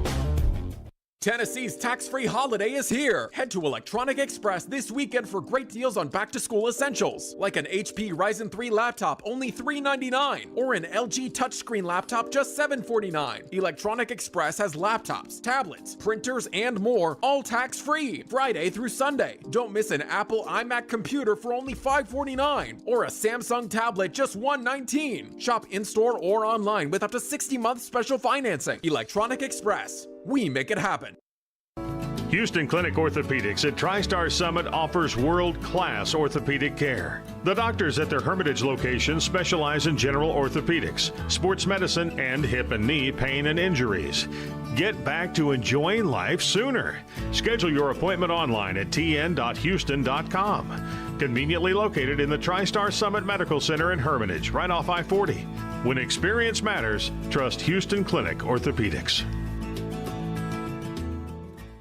Hey home buyers, TJ Anderson here. 6326 Patton Avenue is a new construction home in Nashville's Charlotte Park neighborhood. It offers 4 bedrooms, 3 baths, and nearly 2,500 square feet. Features include a 2-car garage, custom walk-in shower, and a private backyard that's fully fenced. Text the number 2 to 615-420-2377 for pricing and info. Want your home on the radio? Google TJ Anderson Homes and see why we are referred by clients so often. TJ Anderson Homes at Benchmark Realty. Office number 615-432-2919. Are you drowning in credit card debt? Want to get cash out of your home's equity? Loan Pronto can do it now in less than a week. Hey, Willie Donick here. That's right. Loan Pronto's Equity Express line of credit just got even faster. You can get $50,000, $100,000, even $200,000 in as little as 5 days. You don't even have to touch your primary mortgage. You can keep that 3% rate intact. Get just the money you need and pay off all those credit cards or get that home improvement project started. With this revolutionary program, you can access up to 90% of your home's value, and in most cases, there's no appraisal. Stop paying insane interest rates to the credit card companies and get tens or even hundreds of thousands of dollars in cash in as little as 5 days. Call Loan Pronto now for the even faster Equity Express line. 615-499-5780. That's 615-499-5780 or go to loanpronto.com. 615-499-5780. Equal Housing Lender, NMLS 166-1781, subject to lender approval. We are Nashville's best sports talk, live and local from 6 a.m. to 6 p.m. When you want the national Hey. I got this. I'll take it from here. Okay, go ahead. Dying to hear this. We have the best national voices that you'll find anywhere. Who was more deserving of being thrown from their game? I'm odd, so I get the odd picks. They have a new coaching staff. It's not a bad scenario for them. We are 102.5 and 106.3 The Game. And 94.9 The Fan. What's up, Nashville? This is Stephen A. Smith. You're listening to Nashville's best sports talk, ESPN 102.5 The Game. But you've had a lot of success as an underdog over the 5 years that you've been the coach. Absolutely nobody outside of here is picking the Titans this season to be successful at all. I wonder how much you use that as motivation for your team. We're all undefeated right now, Jared. We're all undefeated. So we'll see where this thing goes. And this journey that we take, these ups and the downs, and we're focusing on today. You know, I mean, somebody told me that you can't be at two places at one time. There you go. That was Vrabel today. Did we not say yesterday, Ian, that I was going to ask? I said, what do you think the message to the team is? And I think, and I don't know how Vrabel does this. This is where that's his job, and he knows more than I do, which is however he goes about motivating the team. When everybody out there says they stink. I mean, that's why the Mike Vrabel special is a real thing. You're getting ready to play Kansas City. Malik Willis is at quarterback. Nobody thinks you have a chance. The number is going bananas in Vegas. I think you're going to get blown out something like 41-14. And you've got a real shot in the fourth quarter to win that game. That's Vrabel. That's Vrabel. I don't know how he does it. You play in the Ravens. You're 9-7. You eked out a victory against a terrible offensive Patriots team. You're going on the road to Baltimore. They have the league MVP at quarterback. And you go in there and you skunk them. That's Vrabel. And I don't know how he does it. But I said yesterday, I wonder what the first message to the team is. And I wonder if the first message is nobody thinks you're any good. And I said he will not say anything that would give us that type of hint today. Because today is a controlled climate. Vrabel woke up knowing that he was going to be interviewed today at 11:30. And so he was prepared. He knew the questions would be about DeAndre and Hassan Haskins and PT and those kind of things. After a game, though, that's when, or a bad practice or something like that, that's when you get the real Vrabel. So I wasn't expecting it today. It may come out at some point. We may see that. But I don't think Vrabel is, we're just thinking about today. I don't think so. Not with the level of disrespect that the Titans have received over the entire offseason. The second they lost, people were saying, blow it up, blow it up, blow it up. And then they didn't do anything to help themselves by refusing to commit to the quarterback, refusing to commit to the running back, getting a pay cut and asking for a very public pay cut of the team's star safety. I mean, they didn't do anything to dispel the notion that they might be trying to blow it up. And then all of a sudden they add DeAndre, and that doesn't move any needles, and people think Tannehill and Henry aren't any good. And yet he's not going to come out and say, oh, yeah, you know, we'll show them. We'll show them. But I bet internally, I bet Vrabel's doing a lot of we'll show them talk. Texter says, Jared, with the addition of DeAndre Hopkins and the litany of Scarbinis, could be a – and if the litany of Scarbinis could be a serviceable line, couldn't they be better offensively this season? That comes from Justin. Justin, I'm expecting them to be better on offense this year. Like, I know the line's going to suck. Or at least I think the line's probably going to stink. But it can't stink worse than it did last year, can it? I mean, is it possible for it to stink worse? No, look, everything's off the table if Tannehill gets hurt. I think we can all agree. If Malik Willis is the quarterback or Will Levis is the quarterback, then chances are it's probably going to be pretty bad. But the offensive coordinators, I think that is, you know, the changing of the coordinator, I think that's going to be a huge boost in the right direction because, I mean, Downing just did so much dumb stuff, which should lay at the feet of Vrabel, but it doesn't, but it should. But I think that's, you know, that's a big step in the right direction. I think Henry and Tannehill kind of knowing that they're playing for their careers in this era of Titan football, I think that's going to play a role. I think Burks and Okonkwo knowing what it's like to be pros, and DeAndre Hopkins, it's all going to play a role. It cannot be worse.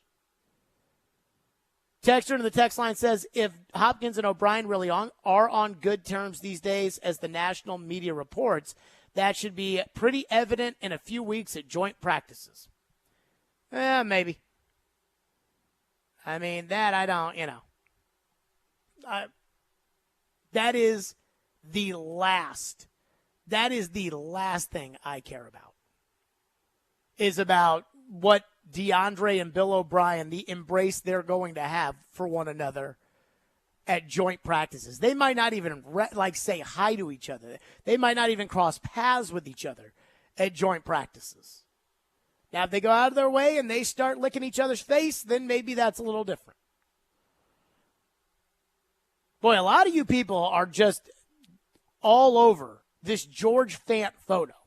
Again, the team posted a photo of George Fant entering the facility, and it said something along the lines of George Fant is showing up for the first day of training camp. And apparently the team subsequently deleted it. Now, Ian, if you could, Vrabel was asked about George Fant today, and as Vrabel always does of a sensitive topic, he wasn't really going there. You know, we had Chris and Fant in, we had Hubbard and Fant in for the workout, and you know, nothing new to report there with the signing. Okay. So they're saying it's not. What I was told was that the picture was taken on Saturday. I can't tell you what, you know, was Fant here Saturday? Was Fant here today? I don't know. I'm not stalking George Fant, and I'm not going to stalk George Fant. I'm just telling you, I was told that picture was from Saturday. Texter says, why are the Titans taking pictures of guys coming in for workouts or negotiations? How do the Titans accidentally share them? Does the team immediately deleting it mean anything? Not happening, finalizing a deal, acknowledging a mistake, etc. I mean, I think this is what I think happened. So Saturday was the day in which all the rookies reported for the first day of training camp. So the rookies report a couple of days before the veterans report, and they're able to have a little bit of an orientation. It's kind of like college. So they get a little bit of an orientation. My guess is the team photographer was probably sitting outside with his camera when all the rookies walked in. So up there's Colton Dowell, and look, hey, there's Peter Skoronski, and let's take a picture. Up there's Will Levis. There's OJ, who we learned about for the first time today. OJ's going in there. And my guess is they snapped a picture of George Fant. George Fant even said on Twitter that he went through the wrong door. He probably went through the players' doors. It's like, no, you go in a different door, which I've done at the Titans facility before. Almost end up in prison doing stuff like that. Better be careful. So I don't think that there's any grand conspiracy theory here about George Fant. Could be wrong. Normally, I'm the one that's telling you all, like, look past just the basic. But with this, I don't think there's anything special to it. Maybe I'm a moron and maybe there is. I don't know.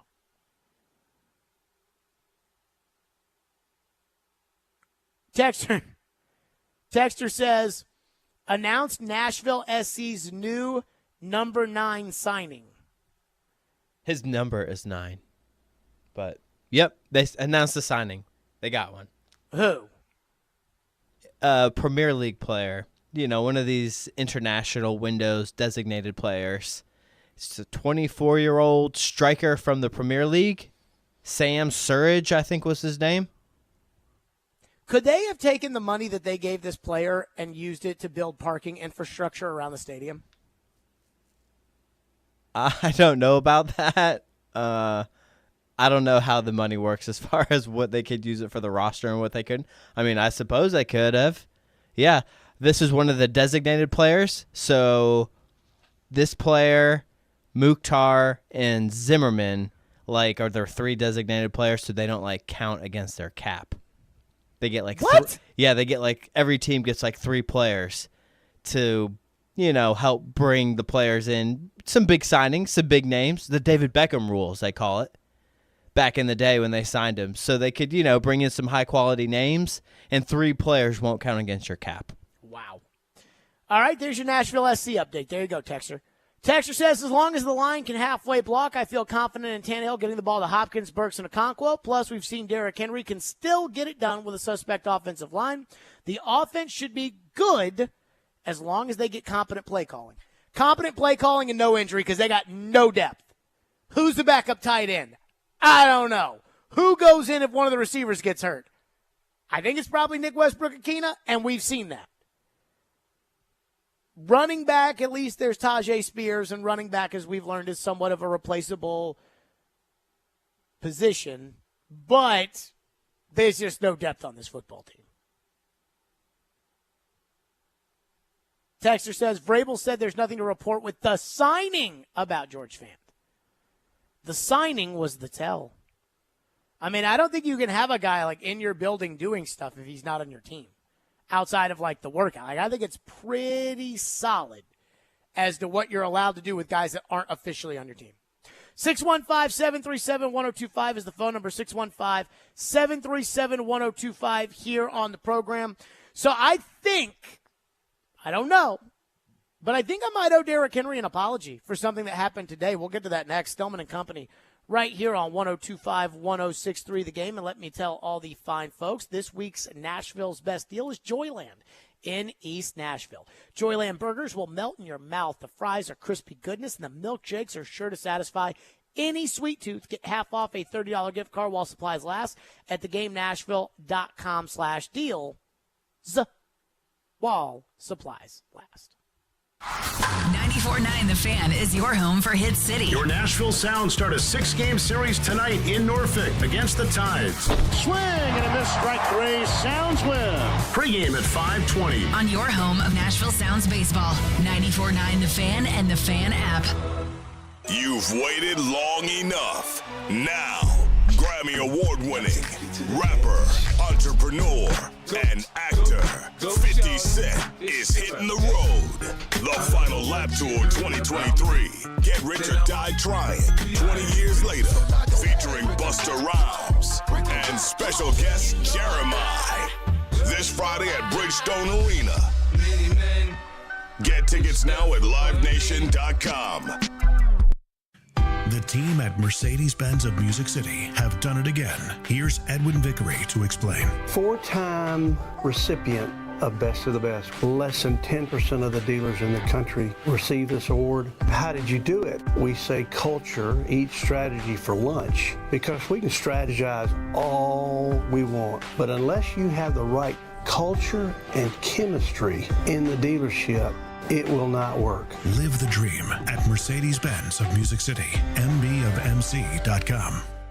Nashville's best deal of the week is Joyland in East Nashville. Joyland is a fun new concept by celebrity chef Sean Brock, inspired by his love for cheeseburgers, shakes, buttermilk biscuits, fries, and fried chicken. Get half off a $30 gift card at theGameNashville.com/deals and enjoy the best burger in town. Find some joy today and eat Joyland for half off with Nashville's best deal of the week. That's theGameNashville.com/deals. Tuning into the baseball game, monitoring the incoming storm, catching your favorite talk show. These are just a few of the reasons more than 80 million Americans depend on AM radio each month. And did you know AM radio is the backbone of the emergency alert system, keeping us safe in dangerous times? It's reliable, free, and public safety depends on it. Text AM to 52886 and tell Congress we need AM radio in cars. This message furnished by the National Association of Broadcasters.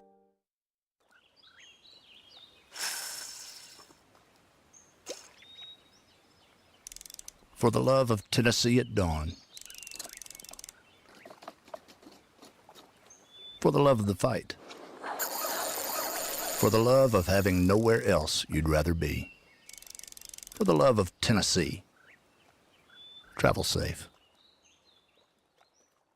Brought to you by the Tennessee Department of Tourist Development, the Tennessee Association of Broadcasters, and this station. Election Day in Davidson County is August 3rd. Don't forget to cast your vote for mayor, vice mayor, at-large council members, district council members, and Tennessee House of Representatives District 51. This important election will help shape the future of our region. Early voting is from July 14th through 29th. If necessary, the runoff election will take place September 14th. For more information on registration, early voting, and polling locations, visit the link at thegamenashville.com. Nashville's radio version of The Odd Couple. You would trade for the third pick? Yeah, I don't know that I would do that. Robbie Stanley and Joe Rexrode are Robbie and Rexrode. I'm here for the discussion. I'm not. It's a good one. It's absurd. Robbie and Rexrode, mornings from 6 to 9. Win the games. When they get in the playoff, they'll have a chance to. Presented by TJ Anderson Homes of Benchmark Realty on 102.5 and 106.3 The Game and the Game Nashville app. You're listening to Stillman and Company on 102.5 and 106.3 The Game and the Game Nashville app. Essay. Yes. You're up first. I'm feeling really good right now. You How should. are you feeling? Well, I feel real good for your New York Giants because the reality of the situation is, I said to you, and I spoke to you a few weeks ago, it was Saquon Barkley and a bag of chips. That was their offense. Oh, so disrespectful. So yeah, it's the truth. And so the reality is that you definitely needed him. I'm glad he listened to people like Ryan Clark and myself, because the reality is at the running back spot, it's just one of those situations where you look at it and it was a no-win. They could franchise tag you this year. They could franchise tag you next year. You don't have any rights whatsoever, particularly at the running back spot. All you would have been doing was sitting at home losing money. It's not what you deserve. I think he deserves what running backs want, is the average $15 million salary. I think he deserves something close to that. He's not getting it, but in the same breath, 11 is nothing to sneeze at. It's better than being empty-handed, particularly in this economy, because you know I pay attention to all of that other stuff. You understand? Inflation, recession, all of that other stuff. It's a tough time. Keep your money. Keep your money coming, okay? So he did the right thing. I think he made the right decision. I was surprised this morning. I woke up and saw that Saquon Barkley essentially signed his franchise tag. Now, I know that there's like an extra $1 million in incentives that Barkley can make, and he gets a $2 million signing bonus up front and whatever. But Saquon Barkley caved. He caved. And I think I might owe Derrick Henry an apology. Because I said yesterday they had the State of the Running Back Zoom. Austin Eckler decided to host a forum between all the running backs. Derrick Henry was a part of it. Nick Chubb was a part of it. Saquon Barkley, Josh Jacobs, Tony Pollard. For some reason, J.K. Dobbins was invited to that chat. But anywho, they had like this State of the Running Back chat. And I'm like, great. So, I mean, what are you going to do about it? There's nothing they're not going to negotiate a new collective bargaining agreement. It is what it is. But I kept bringing up the fact that Saquon has played this all wrong. And that at this point, that's the best Saquon could get. Was that 1 year, $11 million. If he has a good season, they're going to tag him again. If he has a bad season, they're not going to tag him, and he'll be lucky to get a 1 year, $7 million contract. That's just the reality of the league. But Saquon has played this poorly the entire way. And this is where I wonder if I have to apologize to Derrick Henry. Because the most leverage that Saquon Barkley had was in March of this year. The non-exclusive franchise tag was $35 million for quarterbacks, and we know that because that's what the Ravens gave Lamar Jackson. I believe the Giants wanted to use the non-exclusive franchise tag on Daniel Jones. I think they wanted to see if Daniel Jones was a one-hit wonder or if he was a legitimate franchise quarterback. And I think they wanted another year. I think Brian Dable wanted another year. I think the Mara family wanted another year. I think they wanted another year to figure that out. But just like Floyd said when it came to Ryan Tannehill and Derrick Henry as free agents in 2020, I either want one of them. I either want both of them or I don't want either of them. I think the Giants realize that they're not the same without Saquon Barkley, even with Daniel Jones as their quarterback. Now, the quarterback will always make more than the running back. It doesn't matter if it's Russell Wilson making more money than Marshawn Lynch or Troy Aikman making more money than Emmitt Smith. It doesn't matter. Ryan Tannehill will always make more money than Derrick Henry. That's just how it is.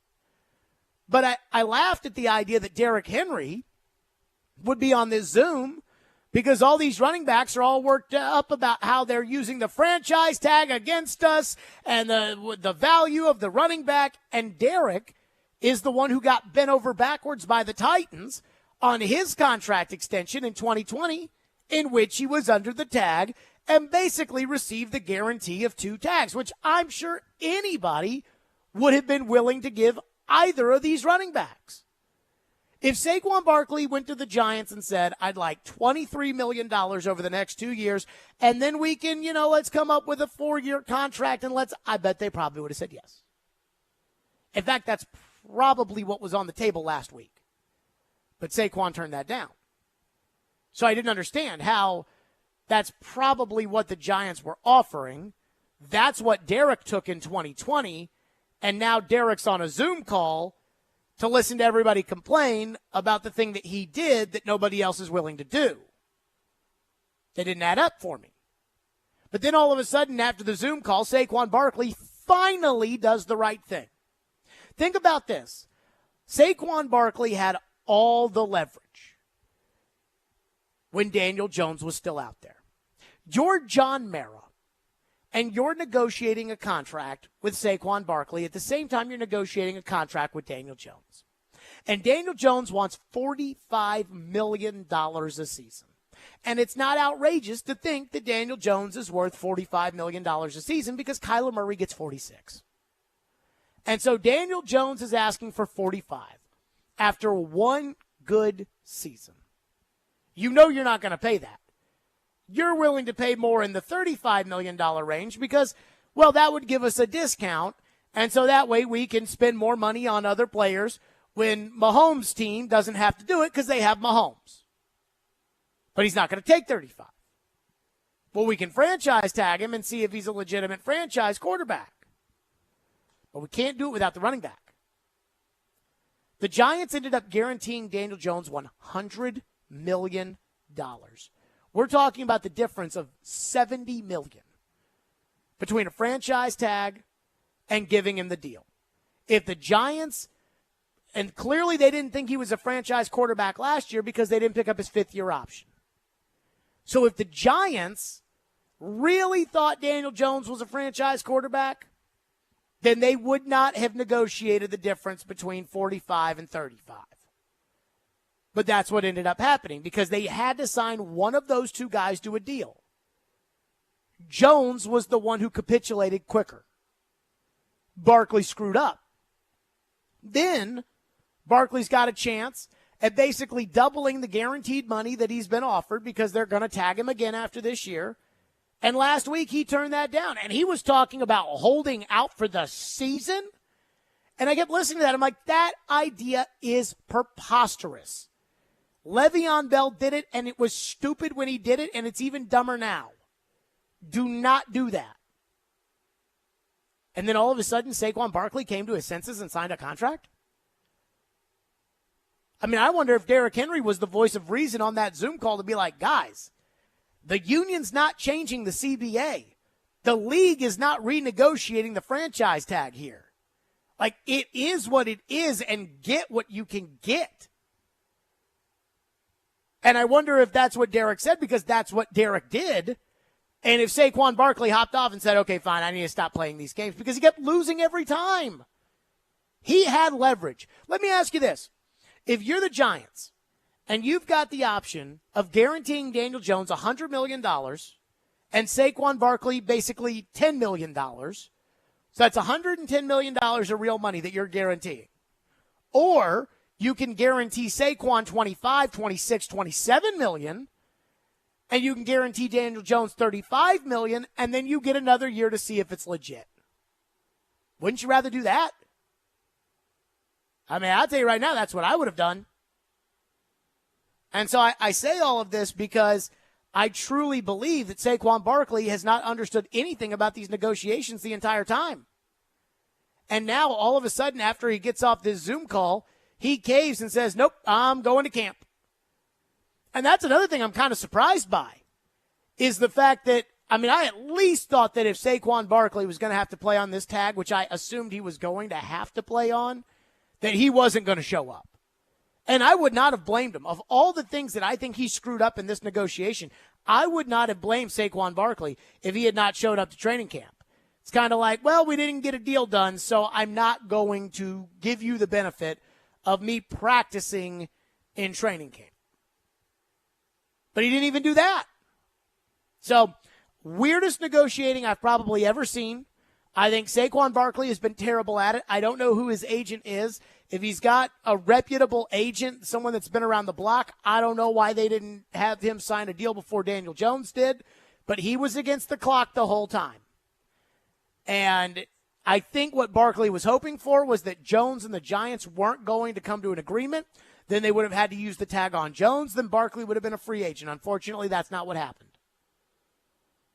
And Saquon's leverage got worse and worse as it went longer. And so at least he's in there. But now he has to go to practice. I'm not sure exactly why he did that. Texter into the text line asks, what if all the running backs just decided to go on strike due to underpaying the position? What do you think the league would do about it? I mean, I think they would do what happens when Derrick Henry gets hurt. They'd go get Dontrell Hilliard, and they'd give the ball to him. 615-737-1025. Mike Vrabel, as close as you will get when it comes to the state of the running back, or excuse me, the state of the quarterback position on the Titans. Now, Vrabel doesn't like to let a lot of that out, but the fact that he was willing to go there, we'll get to that coming up next right here. Hey, you can watch us streaming live on Twitch, Twitter, YouTube, and Facebook Live every day, and our video streaming is brought to you by Superbook. Download their app today and use promo code THEGAME. Green right, Fox 2 run, double K.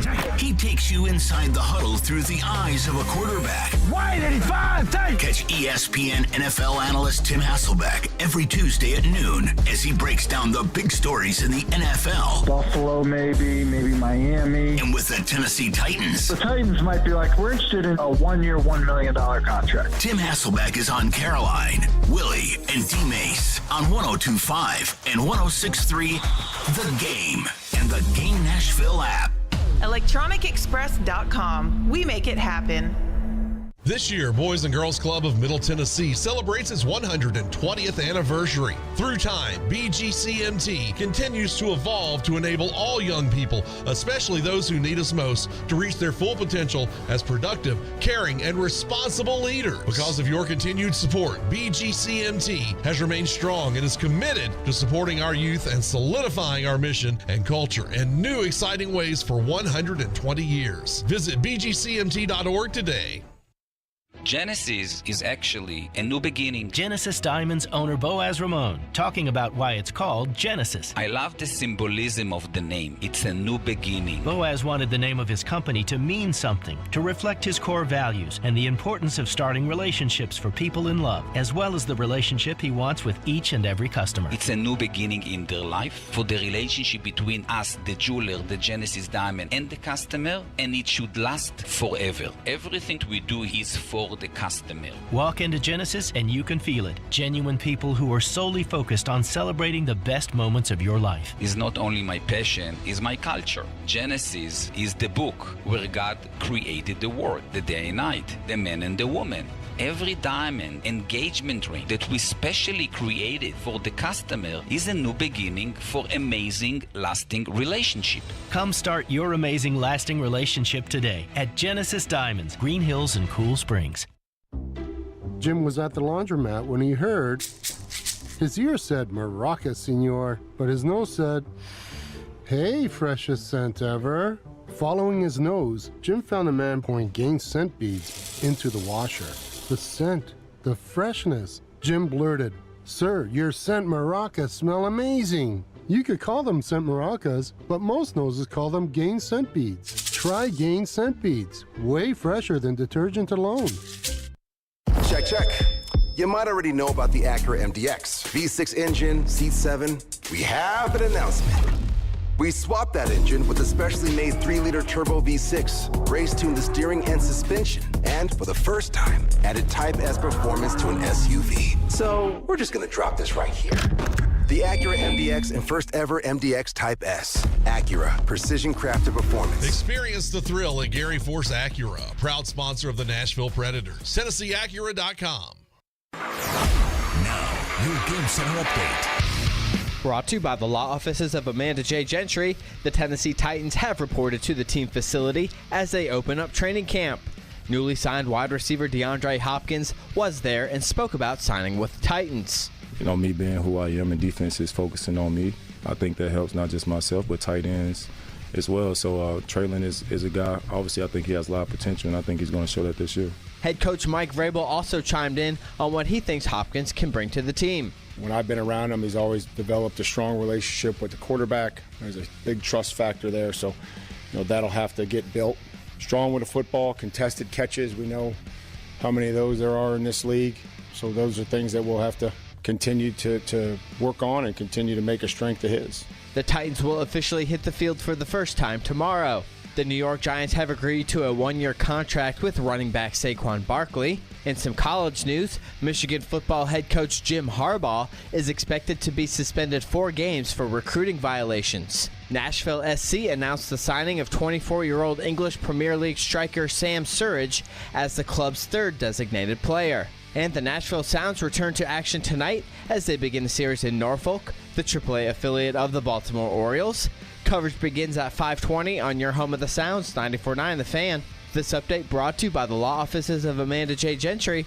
From the Game Nashville studios, this is Ian Safar. Live from the Hiller Plumbing, Heating, Cooling, and Electrical Studios. WPRT FM Pegram, WPUC HD2 Laverne. Ross Chastain will be first to finish in the Ally 500 at Nashville Super Speedway. Nashville's exclusive home for NASCAR. 102.5 and 106.3. Checkered flag is in the air. Man, this is a win in the cup race. The Game. A Cromwell media station.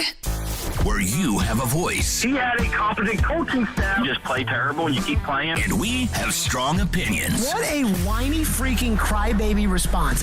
This is Stillman and Company with Jared Stillman on Nashville's best sports talk, 102.5 and 106.3 The Game and the Game Nashville app. Stillman and Company, 102.5, 106.3 The Game. Streaming live on Twitter, Twitch, YouTube, and Facebook Live. Thanks to Superbook Sports, live from the Hiller Plumbing, Heating, Cooling, and Electrical Studios. Practice tomorrow, 9:30 a.m. Chase will be out there. The midday show will be out there. And I will be out there, not on the air, but I'll be there, taking my notes.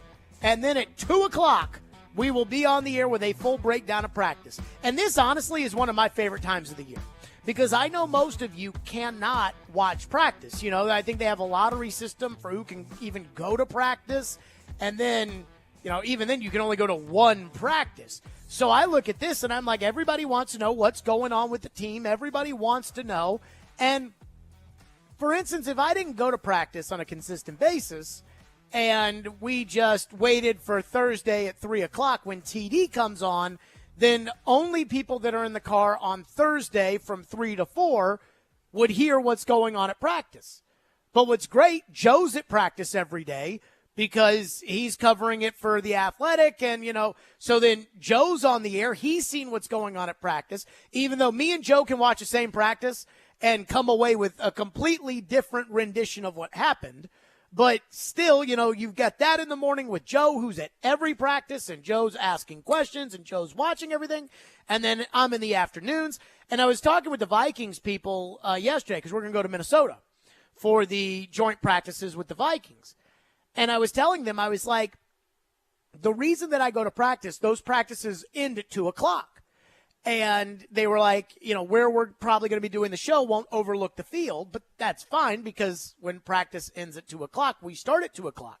And so I was telling the Vikings, I go, the reason that I go to practice is not like most radio stations do, where it's like, we go to practice, and, well, let's get Kirk Cousins on, let's get the coach on, let's get the running back on, let's get, the 3 days that we're there. That's not why. I go to practice because I want to come on at 2 o'clock when they're scrimmaging against the Vikings, and I want to tell you, Kirk Cousins absolutely was Terry got picked off 3 times, and the defense looked great, and, Jeffrey Simmons ended up getting around their linemen, and that was great. And Tannehill hit DeAndre Hopkins for a touchdown, and that's what we want to know. And so I get fired up about tomorrow, 2 o'clock, full breakdown from practice. Now, Mike Vrabel was asked about the quarterback position. This is as close as you will get when it comes to Mike Vrabel talking the state of anything, specifically the quarterbacks. Here's what Vrabel said. I thought Malik came out of the spring with glaring improvement. Will's learning, what it goes into being an NFL quarterback. And then certainly the consistency that Ryan showed in the offseason and his willingness to pick up new terminology with the offense and some of the stuff that we were doing. So, again, feel good about where we're at. Can't have too many quarterbacks. Hopefully they're all good ones and that we have tough decisions. But, it was fun just seeing the guys improve and then seeing where we go now starting tomorrow. Okay, so Vrabel said it, and the writer started tweeting out what Vrabel said, and immediately I had people texting me like, oh, Will Levis sucks. Immediately, based off of that cut. Oh, he's a bust. We should have never picked him. I can't believe that oh, my God, oh, no. And it even takes me back to this weekend. I was at a wedding, and it was an Indian wedding. It was an Indian and Jewish wedding. It was actually, we called it a Hindu wedding. It was fantastic, but it was long, right? It was Friday night, Saturday night, so it was like a lot of time around people. And I can't tell you how many people talked about the quarterbacks and, oh, this guy, what about the – and I kept getting at, well, Malik's been better than Levis so far, don't you think? And what do you – and I'm like, guys. It is so incredibly premature to say anything at all about this Malik and Levis competition. It's too early to say that Malik Willis has turned the corner. I think part of the reason why Vrabel, who never says anything about anything, wanted to make sure to make a note that Malik has made a glaring improvement is because Vrabel's got to build up Malik Willis's confidence. Last year, he did not belong on that football field at all. He didn't belong anywhere near the football field. And the Titans screwed him over, and they put him out there before he was ready, and he got embarrassed and was embarrassed on national TV and was embarrassed in the city, and then they benched him.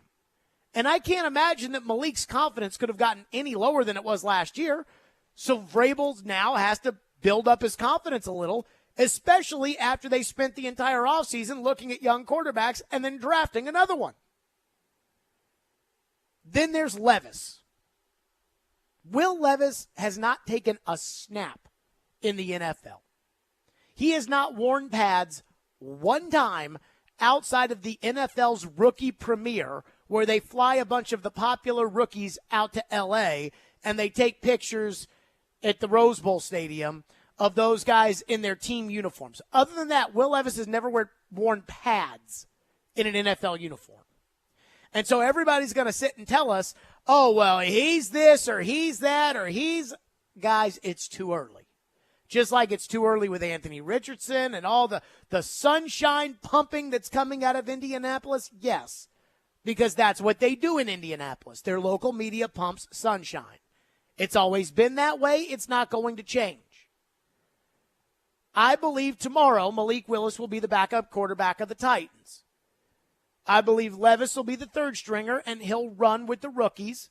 And I think we'll be surprised. I bet they'll probably split even reps.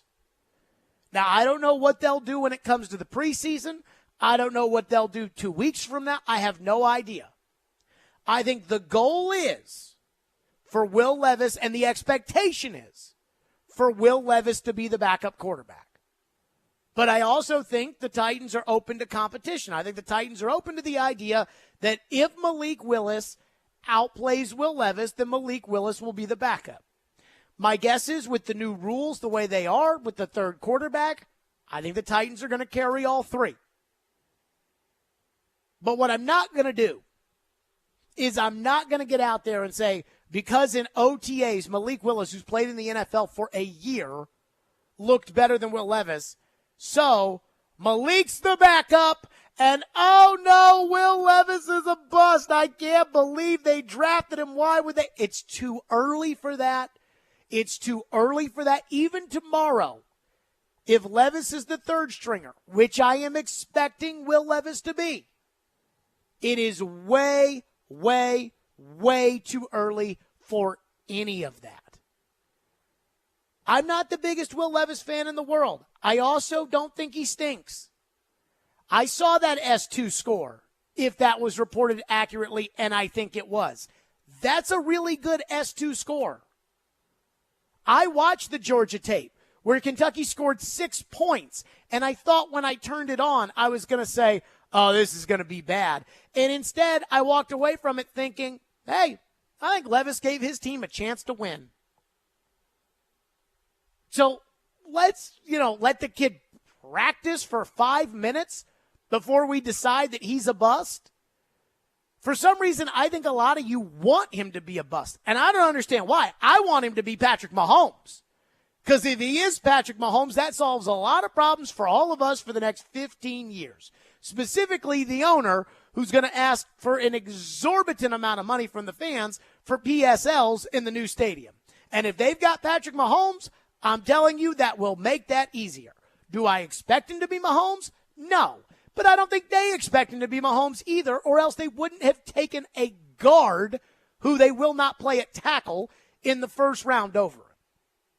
But let's at least let him play a little bit before we decide, okay, he's a bust, he stinks, I let Malik play a little bit before I told you guys last year that he wasn't very good. And I didn't say Malik didn't belong on the roster or that he shouldn't be a developmental quarterback. I just said he shouldn't be the backup because he's not ready for an NFL game. And I was right. Well, right now, I think Vrabel is building up the confidence of Malik. I think they are bringing along Levis, knowing that they don't have to just rush him out there. And I think it's pretty obvious Tannehill's the starter. And that Tannehill's going to be the starter, and that we should all pray that nothing happens to Ryan Tannehill. 615-737-1025 is our phone number if you want to weigh in, 615-737-1025. I did ask Vrabel a question today when it came to the quarterback position, and I almost chuckled at Vrabel's eyes when I asked it. Like Vrabel's body language reaction to the question. We'll get to that next. Stillman and Company, 615-737-1025 is our phone number if you want to weigh in, 1025-1063 the game. Training camp is coming. Go Titans on 3, 1, 2, 3. Follow along as the Two-Tone Blue gets set for another season. And really excited about where this is going to go. New faces. DeAndre Hopkins to the Titans. Kentucky product Will Levis. A new offense. Yes, guard. What will it all mean? Training camp coverage is presented by the Simmons Bank Open and by Parman Energy on 102.5 and 106.3 The Game and the Game Nashville app. Over the years, more men have started to seek help for hormonal deficiencies and imbalances, and Dr. Jeffrey Lodge and wife Daphne, along with their experienced staff, give men the treatment required to improve your quality of life, improve your immune system, energy level, cognitive function, and more. There's no better time to achieve a healthy lifestyle. What are you waiting for? Give Cool Springs MD a call today for an appointment at 615-486-3458 or visit our website at coolspringsmd.com. Nashville is growing, but we remember our roots here. The fairgrounds, my family and I have so many memories there. It is full of history, it is full of culture, and it is full of Nashville. There are some folks who want to tear down our historic fairground speedway. When you do that, you lose part of your story. Don't tear it down, make it better. I'm not necessarily a racing fan, but it's a part of the fabric of the neighborhood. When you lose something, guess what? It doesn't come back. Don't take away my history. Let's make sure we don't lose another piece of what makes our city so special. Park. That's where my summer happens. It's where my family's come for generations for great times. It's where amusement rides and water park slides are just my size. It's where my friends and I have a blast on the big thrill rides. It's where we can do all the attractions and not spend time in long lines. Enjoy classic amusement rides for the whole family. Plus Splash Lagoon Water Park with slides from mild to wild. Right now, save $10 off general admission with Wendy's coupon or online promo code. Visit beachbend.com. Nashville's Best Deals is a great place to save cash fast. Get up to half off or more on dining and entertainment at thegamenashville.com/deals. Check back often for new featured deals and save money now at thegamenashville.com/deals. For adults with moderate to severe plaque psoriasis who are candidates for systemic or phototherapy, now there's Skyrizi, Risankizumab Riza, a prescription-only 150 milligram injection. With Skyrizi, 3 out of 4 people achieve 90% clear skin at 4 months, and Skyrizi is just 4 doses a year after 2 starter doses. Nothing and me go hand in hand. Nothing on my skin, that's my new plan. Nothing is everything. Don't use if allergic to Skyrizi. Serious allergic reactions and an increased risk of infections or a lower ability to fight them may occur. Before treatment, your doctor should check for infection and tuberculosis. Tell your doctor if you have an infection or symptoms, such as fever, sweats, chills, muscle aches, or cough, or if you plan to or recently received a vaccine. With Skyrizi, you could achieve 90% clearer skin. Ask your doctor about the #1 dermatologist prescribed biologic in psoriasis and visit skyrizi.com or call 1-866-SKYRIZI to learn more. Want to weigh in on the conversation? It's a brain booster. Slide into our DMs. Or just text or call at 615-737-1025. Our phone line is driven by WilsonCountyHyundai.com. Strong opinions and a strong personality on your drive home. This is Stillman and Company on 102.5 and 106.3 The Game and the Game Nashville app. Will Levis, to me, was a guy that was one of the most intriguing quarterback prospects coming out of this year's draft. There's no question about his size, his athleticism to make plays with his legs, his arm talent. But to me, watching him this year and digressing from what he showed in 2021, actually had the opportunity to go out and look at all these quarterbacks back to back on their pro days. I started out with C.J. Stroud, then we went down to watch Bryce Young, then we went up to watch Will Levis's workout, and they were back to back this spring. And Will Levis, to me, was the most mechanical of those quarterbacks. There's no question, like I said, of his body build. He's body beautiful, but he just looks so mechanical. And when he has to put touch on the ball, that's where he struggles. Or he has to make off-schedule type throws, at least through the workout. He really did not look natural doing that by trying to take some off of his arm because he does have a bazooka for the arm. And when he throws a curl route or a deep out, I mean, it is on a 90-mile-per-hour rope. But when he has to let up on that, that's where his accuracy issues come into play. There you go. That was Rick Spielman, former NFL general manager on SiriusXM, talking about his issues with Will Levis after he went to his pro day. We had Greg McElroy on the program last week at SEC Media Days, and I asked Greg McElroy about Levis, and he said, yeah, I called the Florida-Kentucky game. I was down in the field watching him warm up, and I saw that big body and how yoked he is, and he can fire the football, but he needs to work on putting some touch on it, layering the football. He needs to bring it down a notch. So I'm not going to pretend like I'm some quarterback guru, because I'm not. I am not Tater out there in the NFL.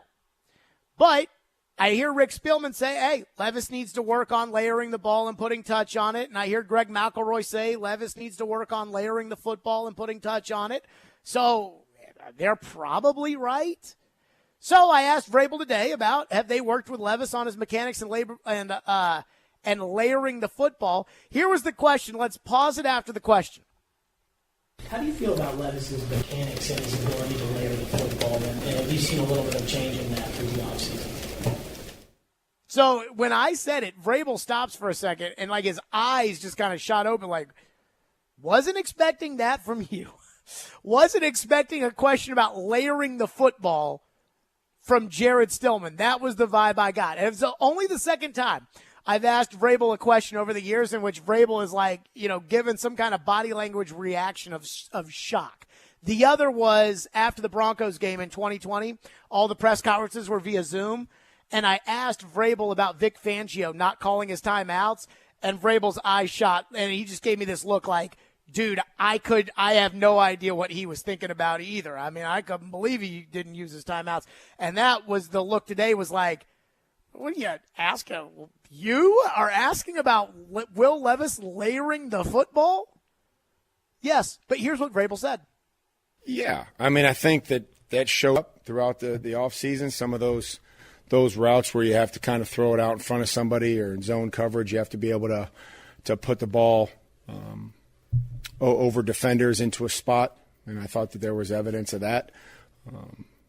There was a throw the other day that was evidence of that, where maybe had to put some touch on it.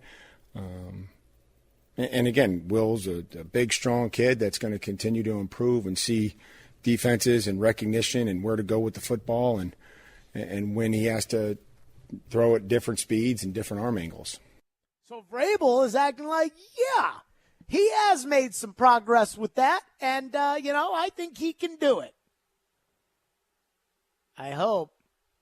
I don't know, Ian, to you, did that sound like, oh, yeah, Levis has really made some progress layering the football, or did that sound like well, I can't say anything bad about him. I want him to do that, but. Sounds like we might have some work to do in camp a little bit to solidify the answer there. I think there might be a little to do there as well. But here's the thing I want everybody to hear. I want you to hear this. I used to work on the radio in Louisville, and we would see all these college players get drafted in the NBA, and then 6 years after they got drafted, we wouldn't watch a single NBA game, and then all of a sudden it's the NBA playoffs, and we think that these NBA players are the exact same player they were in college, and it's not true, because guess what? Guys can get better.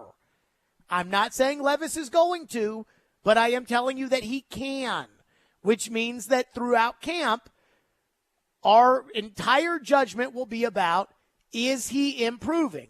Not, is he ready today to go be the franchise quarterback? Because Patrick Mahomes was not ready in year one to be the franchise quarterback. Josh Allen was not ready in year one to be a franchise quarterback, and I don't think Aaron Rodgers was ready in year one to be a franchise quarterback.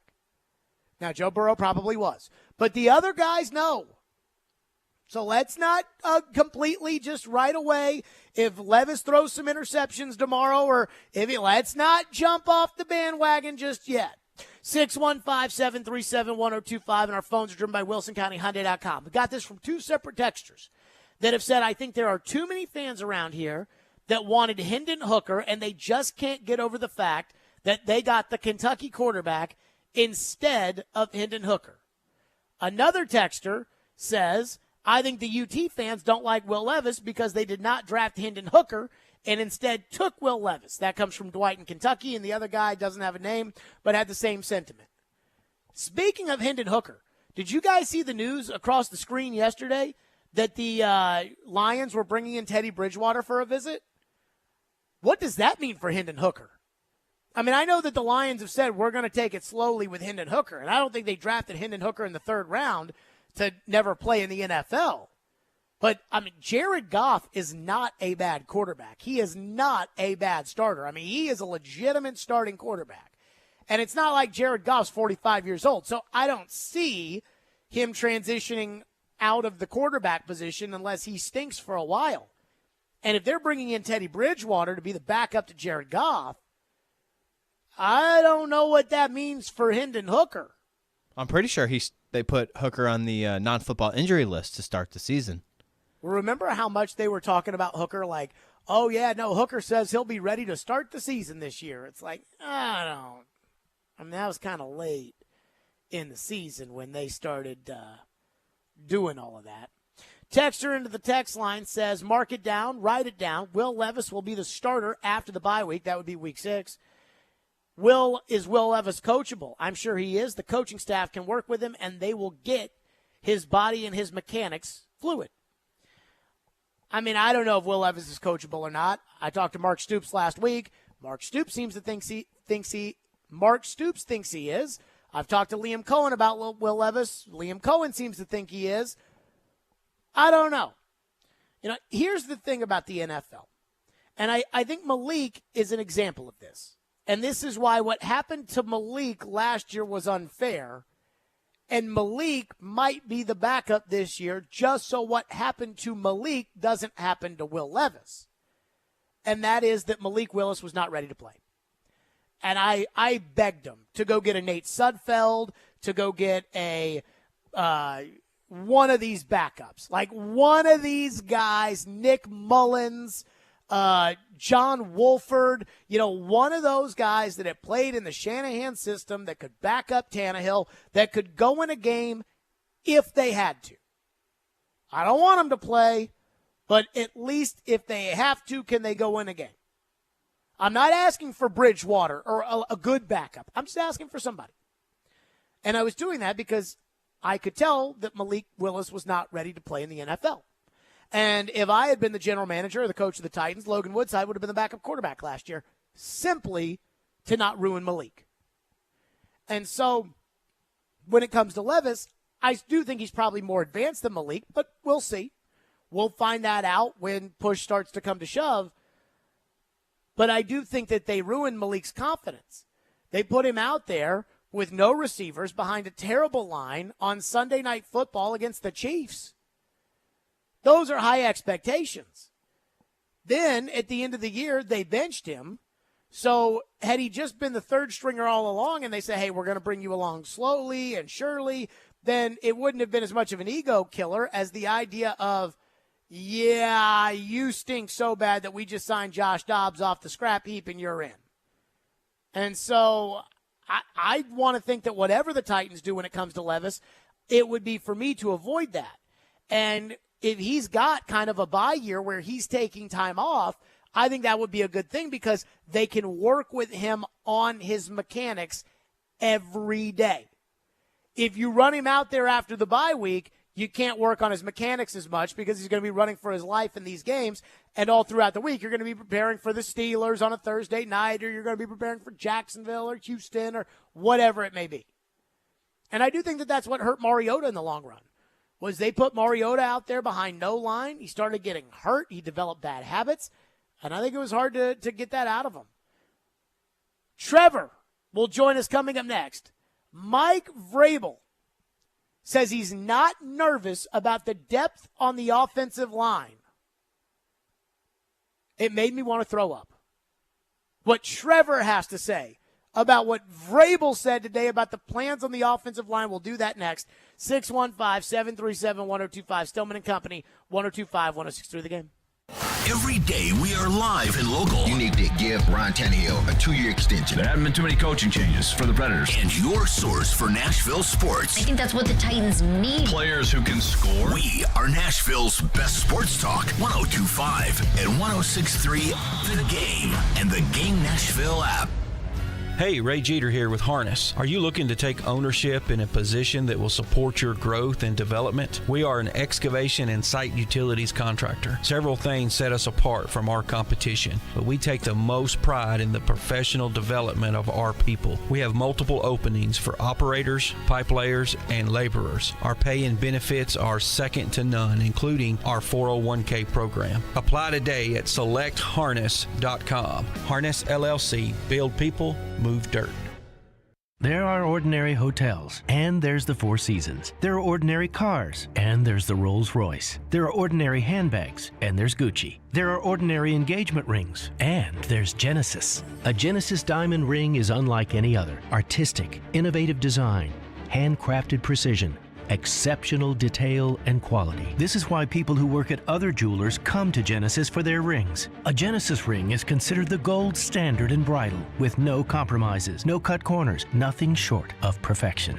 We have the look, the style every woman dreams about. At Genesis, you'll find dozens of exclusive world-class bridal designers who are revered for their attention to detail, exceptional vision, and superior craftsmanship. A Genesis ring rises to the occasion, reflecting her style, her unique personality, her confidence, her individuality. In a world filled with ordinary, for this moment, choose extraordinary. Choose Genesis. Genesis Diamonds, Green Hills, and Cool Springs. Are you drowning in credit card debt? Want to get cash out of your home's equity? Loan Pronto can do it now in less than a week. Hey, Willie Donick here. That's right. Loan Pronto's Equity Express line of credit just got even faster. You can get $50,000, $100,000, even $200,000 in as little as 5 days. You don't even have to touch your primary mortgage. You can keep that 3% rate intact. Get just the money you need and pay off all those credit cards or get that home improvement project started. With this revolutionary program, you can access up to 90% of your home's value, and in most cases, there's no appraisal. Stop paying insane interest rates to the credit card companies and get tens or even hundreds of thousands of dollars in cash in as little as 5 days. Call Loan Pronto now for the even faster Equity Express line. 615-499-5780. That's 615-499-5780 or go to loanpronto.com. 615-499-5780. Equal housing lender, NMLS 1661781, subject to lender approval. Hey y'all, it's Courtney with Parman Tractor and Equipment. Warmer months have you working overtime? Be sure to visit Parman Tractor and Equipment for all your New Holland tractor and bush hog needs. Swing by our store at 3570 Dickerson Pike in North Nashville or give our sales team a call. We're now offering 0% financing for 72 months on select New Holland tractors. Get the brands you trust from a local dealer like Parman, always ensuring totally outrageous customer service. Visit ParmanTractor.com for the best deals on equipment, New Holland tractor, bush hog, and more. He knows the ins and outs of the Titans and isn't afraid to give his opinion. Traylon Burks needs a massive offseason. He's Jonathan Hutton of Outkick. I don't see how they make a move without going to Ryan Tannehill. Catch him every Monday at 10:30 on Chase McCabe and every Wednesday at noon on Caroline, Willie, and D-Mace. Hutton is on 102.5 and 106.3 The Game and the Game Nashville app. Hey Nashville, this is Gary Bettman. You're listening to Nashville's best sports talk, ESPN 102.5 The Game. How nervous are you with the offensive line depth, given Nick's suspension and where this team stands with the offensive line? I'm not nervous, you know what I mean? But we have to be better. We have to be better up front, and you know, we got to protect our quarterback. That's what happens in this league. When your quarterback gets hit, they turn the ball over, they get hurt. So I'm not nervous. I'm excited to see guys compete. I'm excited to see guys, you know, develop a role and a position and versatility. See who can play more than one position.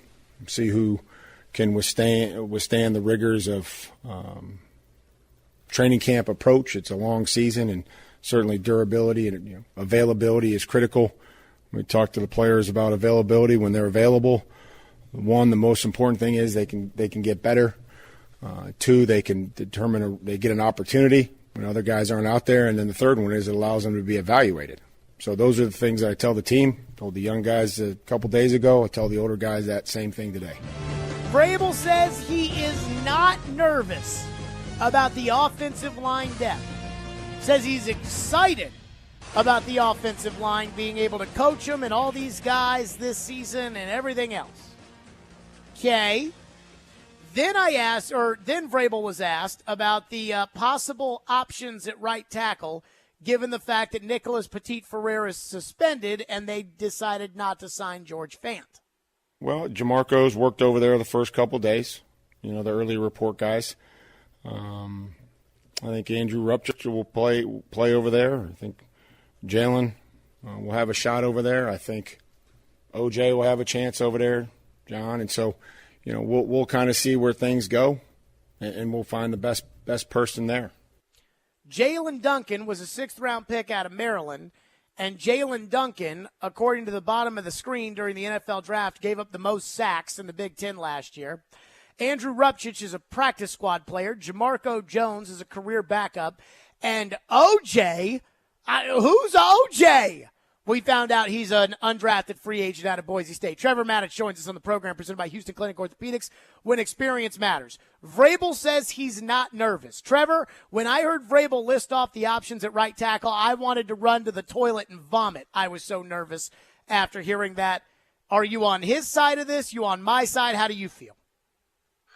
When I heard him say that, Jared, it was the first time since the suspension of starting right tackle Nicholas Petit-Frere that I actually felt okay about the situation on the offensive line. I actually felt good about what Mike Vrabel said. And it's not because all of a sudden they've come up with a good option. They don't have a good option. I mean, they've got to make the best of awful options. And the goal is to get the offensive line to improve from heinous to decent, right? And so you want to go from heinous to merely awful in the beginning of camp in the first couple of preseason games, and then transition from awful to decent. And in talking to him, in hearing what he said about that, there were two things that stood out. The first was that the 4 positions that are not right tackle, the left guard, left tackle, center, and right guard, they're going to keep those as solid as they can possibly keep them. With the exception of Skoronski, they don't have a lot of talent there. They are going to have to rely on guys playing together, staying together, getting to know each other, and being effective as a unit rather than have individuals that can go out there and mash people. And we assume Skoronski can do that at left guard, but we don't know that yet either. So I like it that they've decided to be as solidified as they could possibly be at those 4 positions. Then at right tackle, when he ticked off that list of names that you said wanted to make you run into throw up into the toilet, it didn't bother me that he listed those guys, because what I heard when he said that was not that these are our options, but rather that we have a plan in mind as to how we're going to bring in somebody else to plug into that one position until Petit-Frere is able to come back. I don't think any of the guys he named are going to be the starter. I don't think the guy who's going to be starting on day 1 at right tackle is on this roster yet. They brought in a couple of free agent tackles to work them out. They've got their pro scouting department looking at other rosters, looking at guys that might be cut over the course of training camp that they could bring in. Those are all stopgap options. They are not good options. All the options are bad. But the fact they're going to try to solidify the other 4 positions and that they do have something in mind at right tackle that's not on this roster right now made me feel a little bit better. Trevor, Vrabel was asked about the idea of moving Peter Skoronski around, and when he was drafted, Vrabel wouldn't commit to a position for Skoronski. He was asked today, Vrabel seems like he may want to move Skoronski, but not right now. Seems pretty set on him at left guard. What do you make of that, and how difficult is that going to be? I think they should try him at tackle, and then if he's not a tackle, move him to guard. But how hard is that going to be if he practices at guard every day of practice, and then we ask, okay, go play tackle in the NFL? Jared, a lot of people agree with you on that. I mean, see if he can excel at tackle. In that case, great. Hey, we'll just leave him there. And then if he can't, then you move him inside. I think a lot of people would love to see that happen. But I can also see the point that you don't want to do with him what they did with Dylan Radins when he came in as a rookie a couple of years ago, where Radins came in, he was a left tackle at North Dakota State, and the Titans decided that Radins was so versatile and his potential was so great as a guy that could play a lot of positions that he played a lot of positions. when he got here. And that hurt him in terms of excelling at any one position. And I think it really set him back. And I think right now, if they have to take Skoronski and move him to tackle, well, I think they'll do that as a plan B. But I think because they're a little bit wounded from what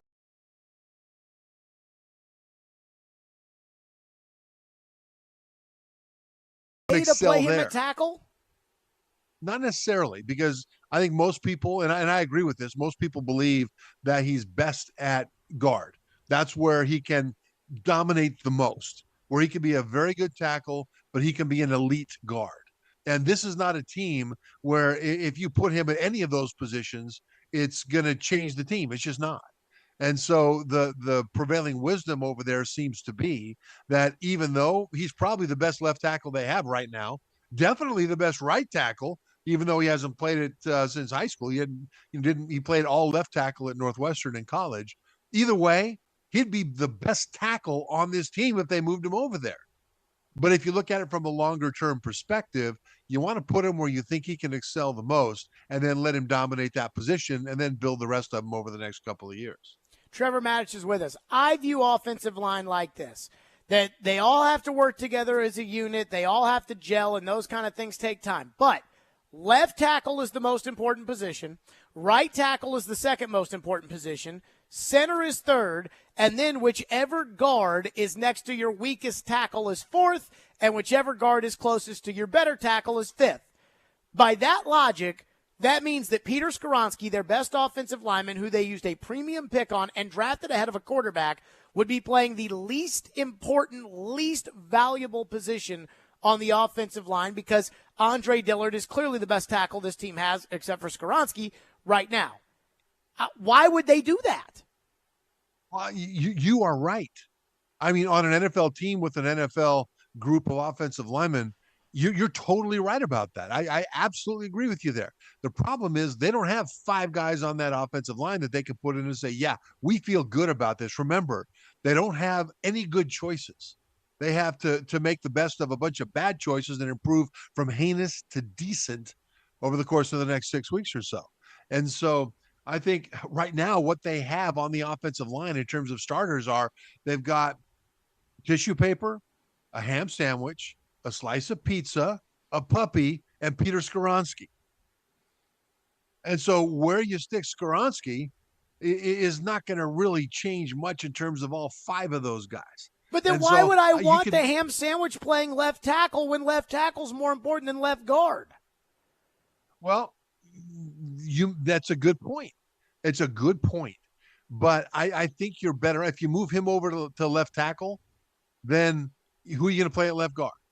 And if the interior of that offensive pass protection pocket gets pushed back into Tannehill's face, then even a better left tackle is going to end up struggling because the quarterback can't step up into the pocket. You know, everything's a domino effect. And so you've got to pick which poison you want. Yeah, would Skoronski be the better left tackle right now on this roster? I think going in, you would think absolutely yes. But would the combination of Skoronski at left tackle and somebody else at left guard, or Dillard at left tackle and Skoronski at left guard, give you the best opportunity to be as effective as you could be on that side of the ball as you enter training camp? Now, that all might change. Maybe Dillard can't play.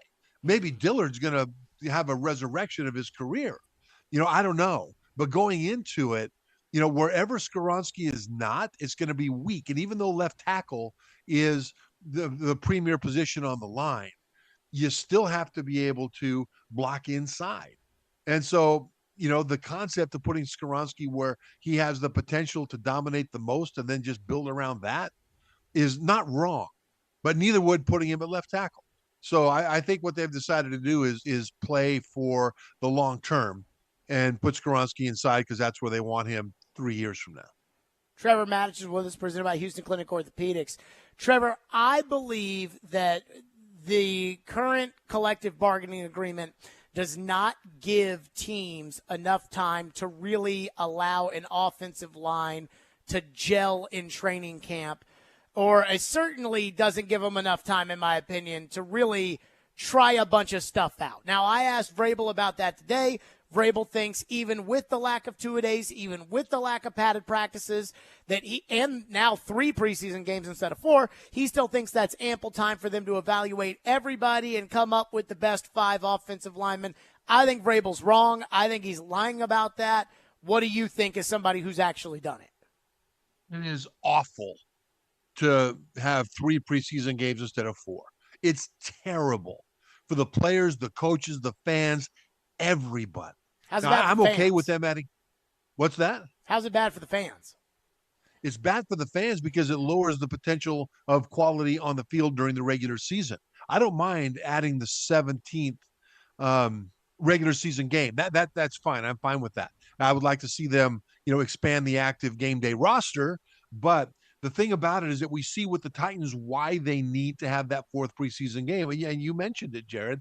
First of all, with this offensive line, they need time to gel. They need time to play together. The young quarterbacks, we know Tannehill's going to be able to play. There's not a problem there. But whoever's the backup quarterback needs to be ready to play.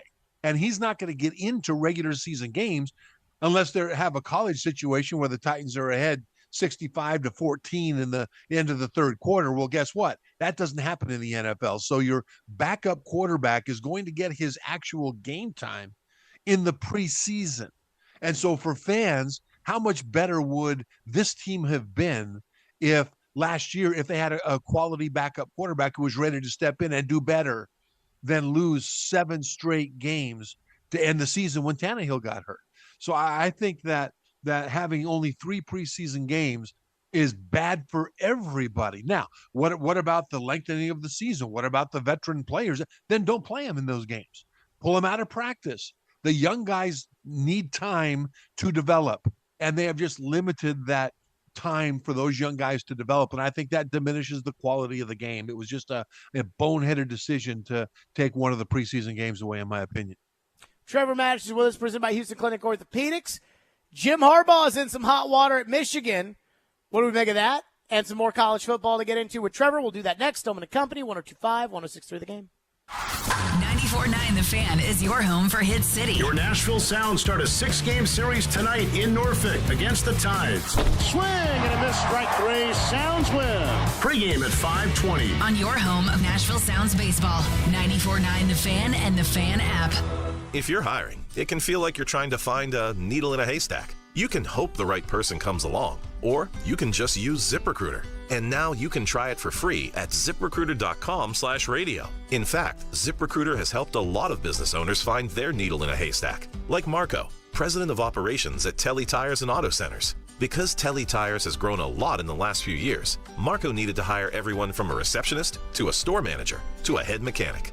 ZipRecruiter helps me find all the right people, even the most difficult jobs to fill. ZipRecruiter helps me keep my business running. Take it from Marco and millions of other businesses who've used ZipRecruiter. ZipRecruiter can help you find the needle in the haystack. See why 4 out of 5 employers who post a job on ZipRecruiter get a quality candidate within the first day. And right now, you can try ZipRecruiter for free. That's right, free at ZipRecruiter.com/radio. That's ZipRecruiter.com/RADIO. ZipRecruiter.com/radio. ZipRecruiter, the smartest way to hire. My student organization was suspended from campus for criticizing the Chinese government. We knew our free speech rights were being violated. That's why we teamed up with the Foundation for Individual Rights and Expression. FIRE launched a full-scale campaign. They talked to the media, sent letters to the school's president, and put billboards up around campus telling our story. That's what FIRE does. They defend everyone's right to free speech. Defend free speech at thefire.org. Paid for by thefire.org. Hey guys, it's Mike at Newton Chevrolet GMC in Shelbyville. It's finally starting to warm up out there, right? You know what that means. Warmer temperatures mean the need for AC units to be ready to go. Is your car's AC unit not keeping up with the summer sun? Or are you relying on the open windows to keep you cooled off? Maybe it's time for an upgrade. And we've got you covered like sunscreen on a lifeguard's nose. If you're looking for a reliable pre-owned car, we've got over 75 of them starting under $17,000. And most of our used vehicles are covered with Newton certified pre-owned warranty so that you'll even have more peace of mind. If you want more of an upgrade, our new car selection of Chevys and GMCs is waiting for you. From trucks to reliable SUVs and everything in between. If you want a new Chevy Silverado, the savings start at $5,000 off. So shop our selection today. Don't keep sweating your way through summer. Get a great AC upgrade from Newton Chevrolet GMC in Shelbyville. Visit NewtonChevroletGMC.com today. That's NewtonChevroletGMC.com. Every car comes with an AC unit, but the windows do roll down automatically if you prefer that warm summer breeze in your hair.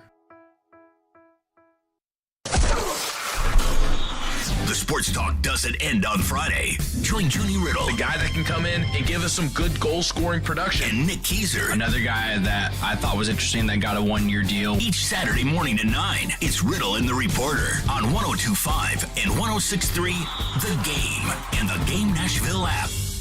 You're listening to Stillman and Company on 102.5 and 106.3 The Game and the Game Nashville app.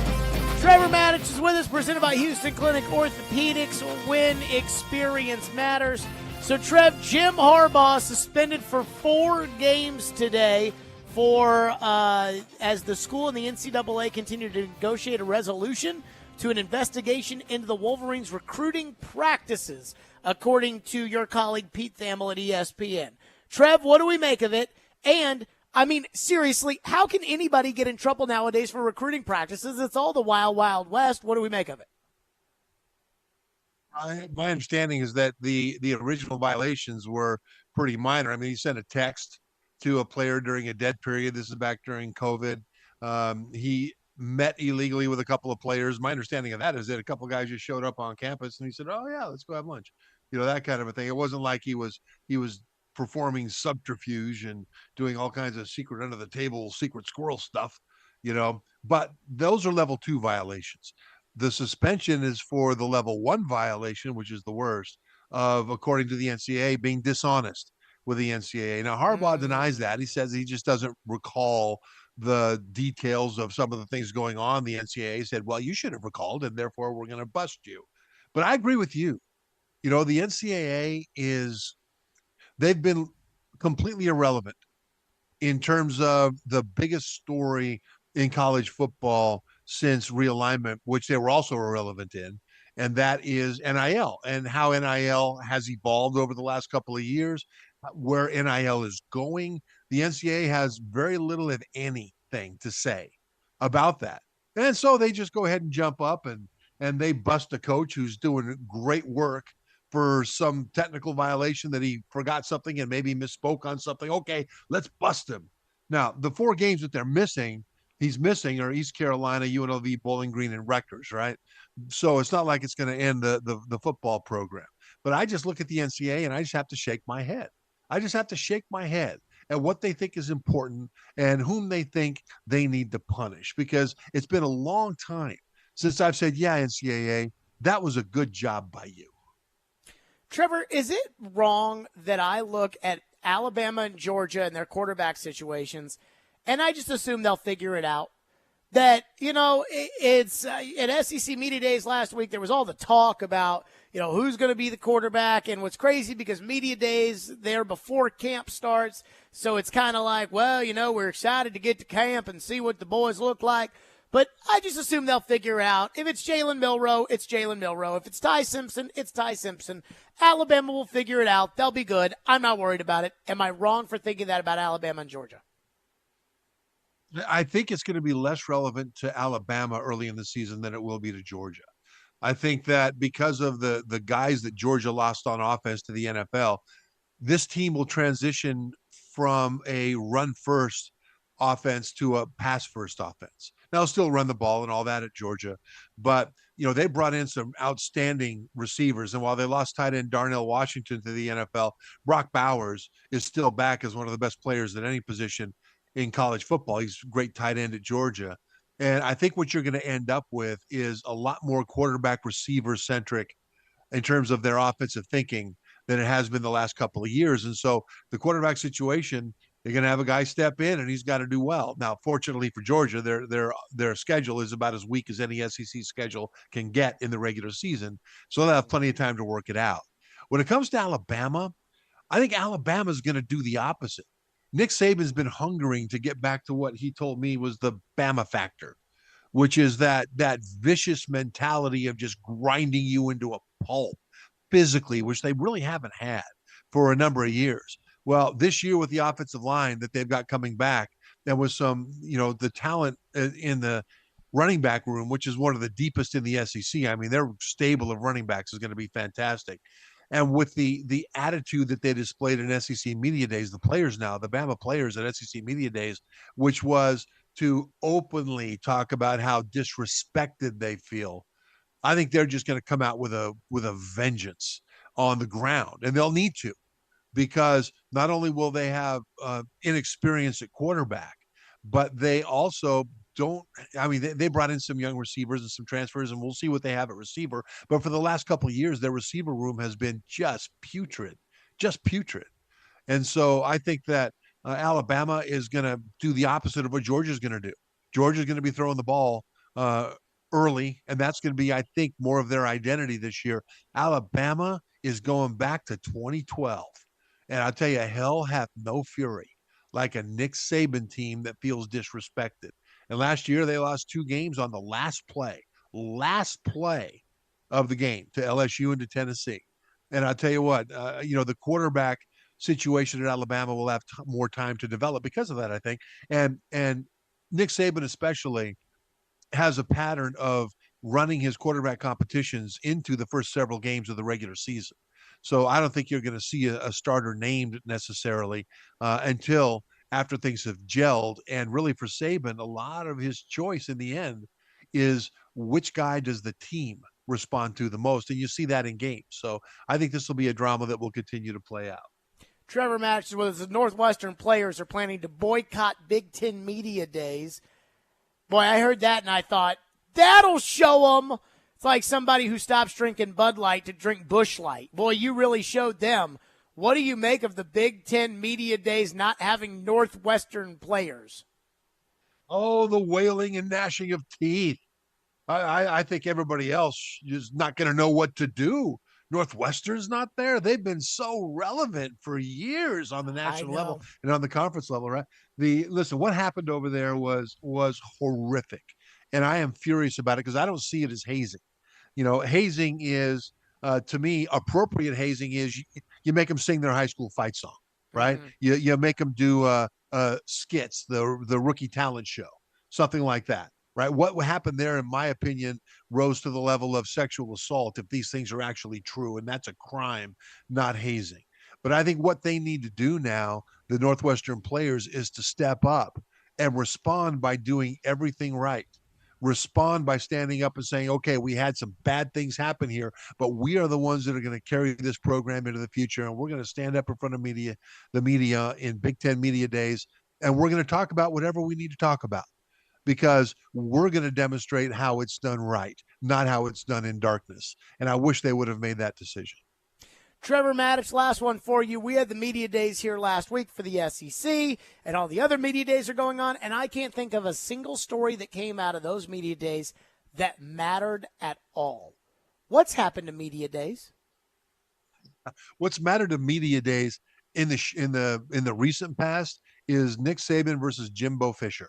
But that didn't even make it to media days. That was like in May, and then Sankey shut that down. And I heard Lane Kiffin say last week, Trevor, that he was asked some kind of question, and he was like, yeah, the commissioner said we don't have to answer all the questions, just say what we want to say, so I'm not going to answer that question. And I'm like, dude, you're Lane Kiffin.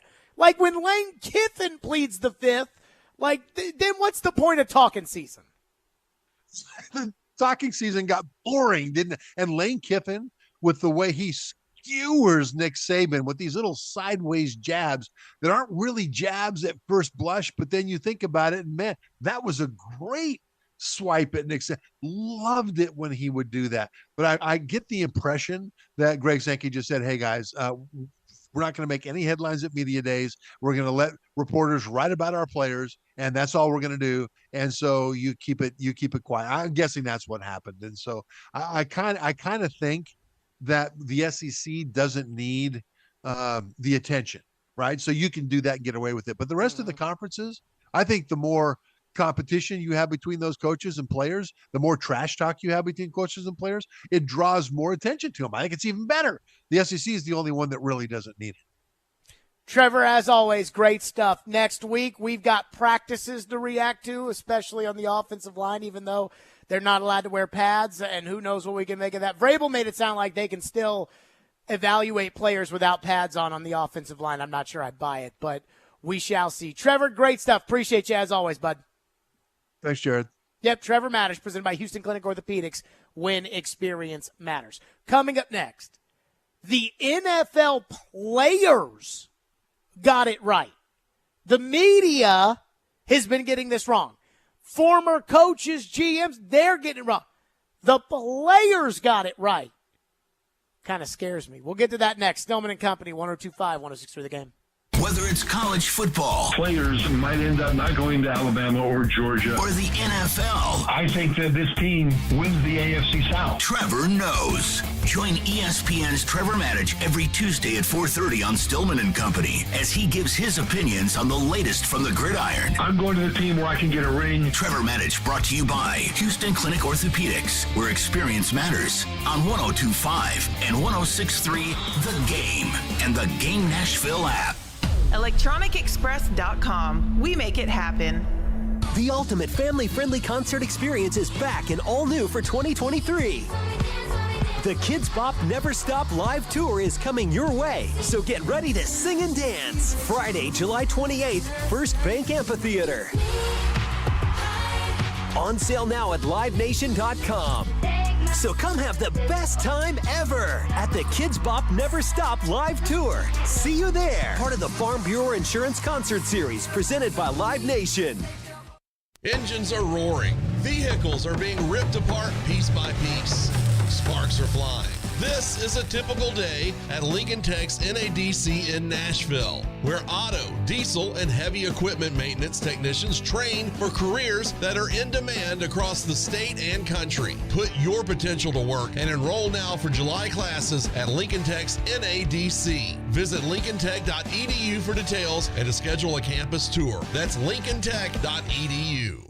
312 Pizza Company is Nashville's authentic Chicago pizzeria, and they're now hiring. Work for a family-owned business and be a part of their incredible team. 312 Pizza Company is hiring for all positions, including host, waitstaff, bartenders, cooks, and more. 312 Pizza Company offers health insurance and paid time off to full-time employees. Contact Kimberly at 615-730-7888 or email at contact@312pizzaco.com. 312 is an equal opportunity employer. The Nashville Sheriff wants to pay you $55,700 a year. Now hiring correctional officers. Positions are available immediately. You must be 21 and over with a high school diploma or a GED. Come, join our family and earn $55,700 after paid training and probation. Apply now at sheriff.nashville.gov/apply or call 615-862-8170. Stop searching. Apply now. The Nashville Sheriff. Now, your Game Center update. Brought to you by the law offices of Amanda J. Gentry, the Tennessee Titans have reported to the team facility as they open up training camp. Newly signed wide receiver DeAndre Hopkins was there and spoke about signing with the Titans. You know, me being who I am and defense is focusing on me. I think that helps not just myself, but tight ends as well. So Traylon is a guy, obviously I think he has a lot of potential, and I think he's going to show that this year. Head coach Mike Vrabel also chimed in on what he thinks Hopkins can bring to the team. When I've been around him, he's always developed a strong relationship with the quarterback. There's a big trust factor there, so that'll have to get built. Strong with the football, contested catches. We know how many of those there are in this league, so those are things that we'll have to continue to work on and continue to make a strength of his. The Titans will officially hit the field for the first time tomorrow. The New York Giants have agreed to a one-year contract with running back Saquon Barkley. In some college news, Michigan football head coach Jim Harbaugh is expected to be suspended 4 games for recruiting violations. Nashville SC announced the signing of 24-year-old English Premier League striker Sam Surridge as the club's 3rd designated player. And the Nashville Sounds return to action tonight as they begin a series in Norfolk, the AAA affiliate of the Baltimore Orioles. Coverage begins at 5:20 on your home of the Sounds, 94.9 The Fan. This update brought to you by the law offices of Amanda J. Gentry. From the Game Nashville studios, this is Ian Safar. Live from the Hiller Plumbing, Heating, Cooling, and Electrical Studios, WPRT-FM Pegram, WPUC HD2 Laverne. Bobby and Rex Road. Chase McCabe. Caroline, Willie, D-Mays. Stillman and Company. Nashville's best sports talk. Crank it up. 102.5 and 106.3. Rebound and a score. Make every play perfect. Touchdown, Middle Tennessee. We're going to win the game. A Cromwell Media Station. Where you have a voice. He had a competent coaching staff. You just play terrible and you keep playing. And we have strong opinions. What a whiny freaking crybaby response. This is Stillman and Company with Jared Stillman on Nashville's best sports talk, 102.5 and 106.3 The Game and the Game Nashville app. Stillman and Company, 102.5, 106.3 The Game. Streaming live on Twitter, Twitch, YouTube, and Facebook Live. Thanks to Superbook Sports, live from the Hiller Plumbing, Heating, Cooling, and Electrical Studios. Years ago, I can't remember if it was Derek Mason or Chris Sanders, but one of our receivers said something crazy on the radio. I think it might have been Derek, but as much as I love Chris Sanders, you know, crazy Uncle Chris says some crazy things sometimes, and so there's a chance it came from him. In fact, I remember Chris Sanders telling me and the late Mark Howard that we needed to be worried about Houston 2 years ago. And, I mean, Mark just let him have it. And so, anywho, years ago, it came out that, you know, Derek or Chris said something wild. And I was in my car, and I remember I almost drove my car off the road because it was so crazy. And I told Floyd that day during a commercial break, I looked at him, I said, Derek said, or Chris said, I can't remember who it was. I think it was Derek. I said, you know, Derek said such and such today, and I almost drove my car off the road. And Floyd looked at me and goes, oh, yeah. You know, players don't know stuff. He's like, you know, players, they don't know. And I laughed. And, you know, he's right. And the point he would make is that players know what they did. Like, they know. So if you're a defensive tackle, you know what DTs and DNs do for the most part. Every now and then there's a really smart player that knows what everybody on the field does, but those usually are few and far between. And so his point was, you know, former players, they don't know. And he used to tell me that about coaches too. He'd say, it's easy for an offensive line coach to tell me, okay, this guard is better than that tackle. The problem is when you're drafting, it's this guard versus that linebacker. And the offensive line coach doesn't really know much about that linebacker. I say this because finally, for once, the players actually got something right. So they have the NFL Top 100, where the players vote every year on the top 100 players in the NFL. And for the most part, I roll my eyes whenever the players decide anything, because most of the time I don't think the players really know what they're talking about, especially when it comes to things that they don't do. But I saw that they've released the beginning of this list this week, and they started with the last 10. So starting at 100 and moving on. And number 96, I was shocked when I saw this. Number 96 is Trevor Lawrence. The great Trevor Lawrence. Now, everybody in the media thinks Trevor Lawrence is the greatest quarterback and that that they've got a spot reserved, what we used to call the big boy table on this program. That was Brady, Roethlisberger, Breeze, Rodgers, Andrew Luck, the big boy table. They've got a seat waiting for him at the big boy table. That's sitting around it. We got Patrick Mahomes and Joe Burrow and Josh Allen and Aaron Rodgers, and there's a seat right there for Trevor Lawrence. Come on, big boy, this year's your year. Even the former coaches and GMs that I hear on, you know, Sirius and other places, they just rave about Lawrence. I remember when Coach Bob Shoop was coming on the show, and he and I'd get into it because I'm like, yeah, Lawrence is good, but he's not that good. And Bob would say, oh, I don't know, you know, Lawrence, he's got the talent. I do not get it. And yet it's the players of all people that I think are saying when it comes to Trevor Lawrence, yeah, he's good. Which I would say that. I will admit Trevor Lawrence is good. But he's not Joe Burrow. I know he beat Justin Herbert in a playoff game. Mariota beat the Chiefs in a playoff game. That doesn't necessarily mean that Mariota's better. Tannehill beat Tom Brady in a playoff game. That doesn't necessarily mean that Tannehill's better than Tom Brady. But, I mean, Trevor, you talk to these executives and Trevor Lawrence, oh, my God, he's just so great. He's just so. And I think with the players that play in the league, what they're telling us is, yeah, he's good. But, I mean, to think that he's in a category with Joe Burrow already is just ridiculous. And it is. This is the first ranking, really, of anything that I've seen that I feel like accurately places Trevor Lawrence where he belongs. I think what's happened is so many people since that 2019 championship game when Trevor Lawrence went crazy on Alabama as a true freshman, everybody has seen the talent and everybody saw it that night and they decided he's the next great one. They decided that night he's the next Andrew Luck. Now, I remember Andrew Luck at Stanford. And I don't think I've ever seen a college quarterback that I thought was as good as Andrew Luck. Now, I'm too young for Elway, and Manning, when he was in college, I was like 6 years old, so it's tough for me to compare those. But I thought Lawrence was good in college. I didn't think Lawrence was Andrew Luck in college. But he did beat Alabama in that championship game. So what I think happened is a lot of people saw that and they said, okay, this talent. I remember the arguments during COVID, which was who would go number one if Joe Burrow and Trevor Lawrence were both eligible for the draft. And I think Mel Kiper said that he would go with Burrow over Lawrence, and I thought that was crazy because everybody was telling me that Lawrence was the next Andrew Luck. So then Lawrence gets drafted number one overall. It wasn't close, even though there was a little chatter about Zach Wilson. There was not. It was Lawrence. Lawrence goes number one to Jacksonville. Urban Meyer runs a train wreck there. We all know that story. In comes Doug Peterson, and they made the playoffs. Trevor Lawrence was not good as a rookie. Trevor Lawrence was not good midway through last year. Trevor Lawrence was not good in the game in the finale against the Titans.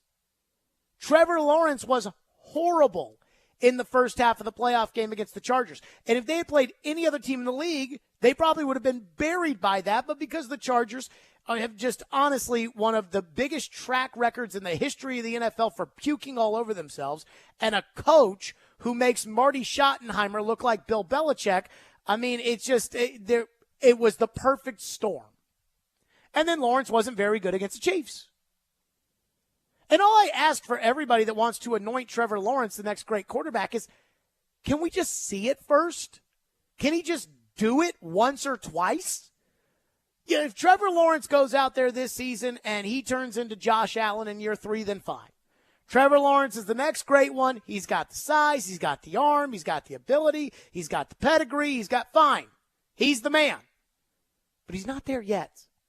And I don't know, other than the talent, which a lot of players have talent. Cam Newton has that kind of talent. He never was that kind of player. But other than that raw talent that he's got, I don't know why everyone just assumes he's going to be there. And it's the players that play against Trevor Lawrence that also play against Joe Burrow, that also play against Patrick Mahomes, that also play against Justin Herbert, that also play against Lamar Jackson. It's those players that look at him and think, yeah, he's good, but he's not better than Jamal Williams, who's number 95. Not better than Dalvin Cook, who's number 91 and isn't even on a team. And I can't believe I'm saying this because deep down inside, for some reason, I just think, yeah, the players, what do they know? But because it fits the way I feel, I at least can tell you that when I saw this, I thought, good for you NFL players for accurately assessing where Trevor Lawrence belongs. Now, 96 might be a little too far down. Lawrence probably somewhere in the, he's probably, I would assume, a top 50 player. But the players in the league, I guess they just weren't as impressed as the media was with that one win over the Dallas Cowboys that they won when Dak Prescott threw the ball right into the receiver's hands. It popped into the air. Jacksonville returned it for a touchdown and won the game. I guess they just weren't as impressed.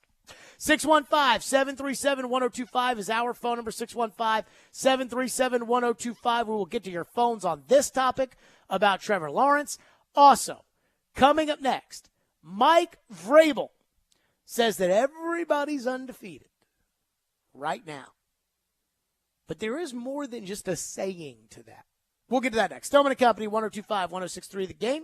And 102.5-106.3 don't have anything to tell the fine folks about on the program. The offseason is in full swing, but there's no slowing down ESPN's Teron Davenport. The flow of information. He talks the talk. Spears gives you that guy that can still hit the home run. And walks the walk. As a run blocker, he's going to murder a linebacker at the second level. On everything Titans, TD is on Mondays at 1, Thursdays at 3, Friday mornings at 8, and anytime on the Talkin' with TD podcast. TD is on 102.5 and 106.3 The Game and the Game Nashville app. Nashville is growing, but we remember our roots here. The fairgrounds, my family and I have so many memories there. It is full of history, it is full of culture, and it is full of Nashville. There are some folks who want to tear down our historic fairground speedway. When you do that, you lose part of your story. Don't tear it down, make it better. I'm not necessarily a racing fan, but it's a part of the fabric of the neighborhood. When you lose something, guess what? It doesn't come back. Don't take away my history. Let's make sure we don't lose another piece of what makes our city so special. Nashville's best deal of the week is Joyland in East Nashville. Joyland is a fun new concept by celebrity chef Sean Brock, inspired by his love for cheeseburgers, shakes, buttermilk biscuits, fries, and fried chicken. Get half off a $30 gift card at theGameNashville.com/deals and enjoy the best burger in town. Find some joy today and eat Joyland for half off with Nashville's best deal of the week. That's theGameNashville.com/deals. Being value conscious and getting the most for your money is so important these days, and that's why it's more important than ever to shop at Genesis Diamonds, the undisputed value leader. Part of the education at Genesis Diamonds is we explain to you how we travel the world and purchase our diamonds, how we buy in bulk, we pay cash for our diamonds so we can save every possible percent to save you money on your diamonds. Genesis Diamonds Vice President David Cooper. There are no middlemen, there are no other wholesalers or dealers, so we cut out all of those extra added markups and pass those savings on to you. When you combine that unmatched value with a totally no-pressure shopping experience, you know you're in the right place. Because we do not work on commission, our sole purpose is to make sure you get exactly what you want. There's nothing in it for us personally, whether you spend $1,000 or $100,000. That's why at Genesis, people often end up spending less than they had budgeted. Our goal is to purely present you with options so you can choose exactly what you want. The value you want, the experience you deserve. Genesis Diamonds, Green Hills and Cool Springs. AM radio provides always-on news, sports, talk, traffic, and weather reports. And it's also a vital service that provides important emergency information when your community needs it most. Tell Congress you need AM radio to stay in your car. Because when cell phones and the internet are down, this free emergency service is critical. And when you don't have electricity, radio in the car is often your only lifeline. Text AM to 52886 and tell Congress we need AM radio in cars. This message furnished by the National Association of Broadcasters. Want to see our smiling faces? You can watch us on Twitch, Twitter, YouTube, and Facebook Live. We are good to go. Presented by Superbook Sports, voted #1 sportsbook in Vegas. Strong opinions and a strong personality on your drive home. This is Stillman & Company on 102.5 and 106.3 The Game and the Game Nashville app. Well, you've had a lot of success as an underdog over the 5 years that you've been a coach. Absolutely nobody outside of here is picking the Titans this season to be successful at all. I wonder how much you use that as motivation for your team. We're all undefeated right now, Jared. We're all undefeated. So we'll see where this thing goes. And this journey that we take, these ups and the downs, and we're focusing on today. You know, I mean, somebody told me that you can't be at two places at one time. There you go. That was Vrabel earlier today saying, hey, everybody's undefeated. Now, I said this, the question I asked was, how much does he talk about that to the team about nobody believing in them? And I have to believe that he's doing that. Even though I don't think he'd ever admit it. I believe that he's doing that. That he's telling them, hey, we believe, but nobody else believes. But it doesn't matter what they think. And I don't know exactly how he goes about doing it. That's what makes him such a good coach. And I'm not going to try to pretend to know how to do that because I don't know how to do that. I know how to do my job, and I don't think he knows how to do my job, and I don't necessarily know how to do his job. So I do think, though, there is some truth in the cliche that he just gave us about everybody being undefeated. Every year, there is a team or two in the NFL who everybody just thinks is going to be awesome, and they're not good at all. Last year, that was the Green Bay Packers. And every year, there's a team that was picking fourth in the draft who finds their way into the playoffs or even makes a nice little deep run. Last year, that was Jacksonville, the New York Giants. The year before, it was Cincinnati, a team that had perpetually picked first, second, third, and now all of a sudden, they're in the Super Bowl. So I wonder this year who those teams are going to be. And right now, everybody is on even footing. Can I just go ahead and give you a couple right here that I think, the teams that everybody thinks are going to stink, and I'm not sure necessarily are going to stink? Can I give you the first one, Ian? Please. The Titans. I think the Titans at plus 6,000 to win the Super Bowl. The same odds as the Chicago Bears, who, by the way, picked first last year, and the Carolina Panthers, who actually did pick first last year and have the quarterback from the first pick, a rookie quarterback, the same odds as those two teams. I think the Titans, as I said yesterday, I think they're probably a 12-5 team. And so because I think they're a 12-5 team, given the fact that their schedule's easier, that they had an unbelievable rash of injuries, they've added DeAndre Hopkins, they've got key players that are now entering their second year as opposed to their rookie year last year, I feel fairly or unfairly that the Titans are a team everybody thinks is going to stink that's not going to stink. Here's some of my other teams that I think everybody thinks is going to stink that I'd say hold the phone. The Atlanta Falcons, plus 5,500 to win the Super Bowl. Now, I'm a little biased because I think Arthur Smith is a genius coach. At the same time, I think they've built a bunch of assets over the last couple of years, and we have no idea if this quarterback is any good. Apparently, he actually played well last year, and they gave him a huge boost when they paid the guard $20 million to keep him, and then they turned around and drafted the running back. So they've got a receiver that they drafted high last year. They've got a tight end that they drafted high 2 years ago. They've got the best guard in the NFL, and they got a running back who honestly might be the best running back. I saw the running backs who participated in that running back Zoom, and it was, Austin Eckler and Derrick Henry and Nick Chubb and all these other guys. And J.K. Dobbins was in there. And I thought, what is J.K. Dobbins doing in that group? But I put Bijan Robinson there as a rookie. So with Arthur calling the shots, I think they've got a chance to not stink it up so poorly this season. Outside of that, that's pretty much all I have. Because, I don't think New England's very good. I don't think Chicago's very good. I don't think Carolina's very good. I don't think the Rams are good. I don't think the Raiders are good. Washington's got a good defense, but, this quarterback, I don't think so. Tampa Bay, no. Indianapolis, no. Arizona, no. And the Texans, no. So those are the two. The Titans and the Falcons. Kind of sounds a little biased there.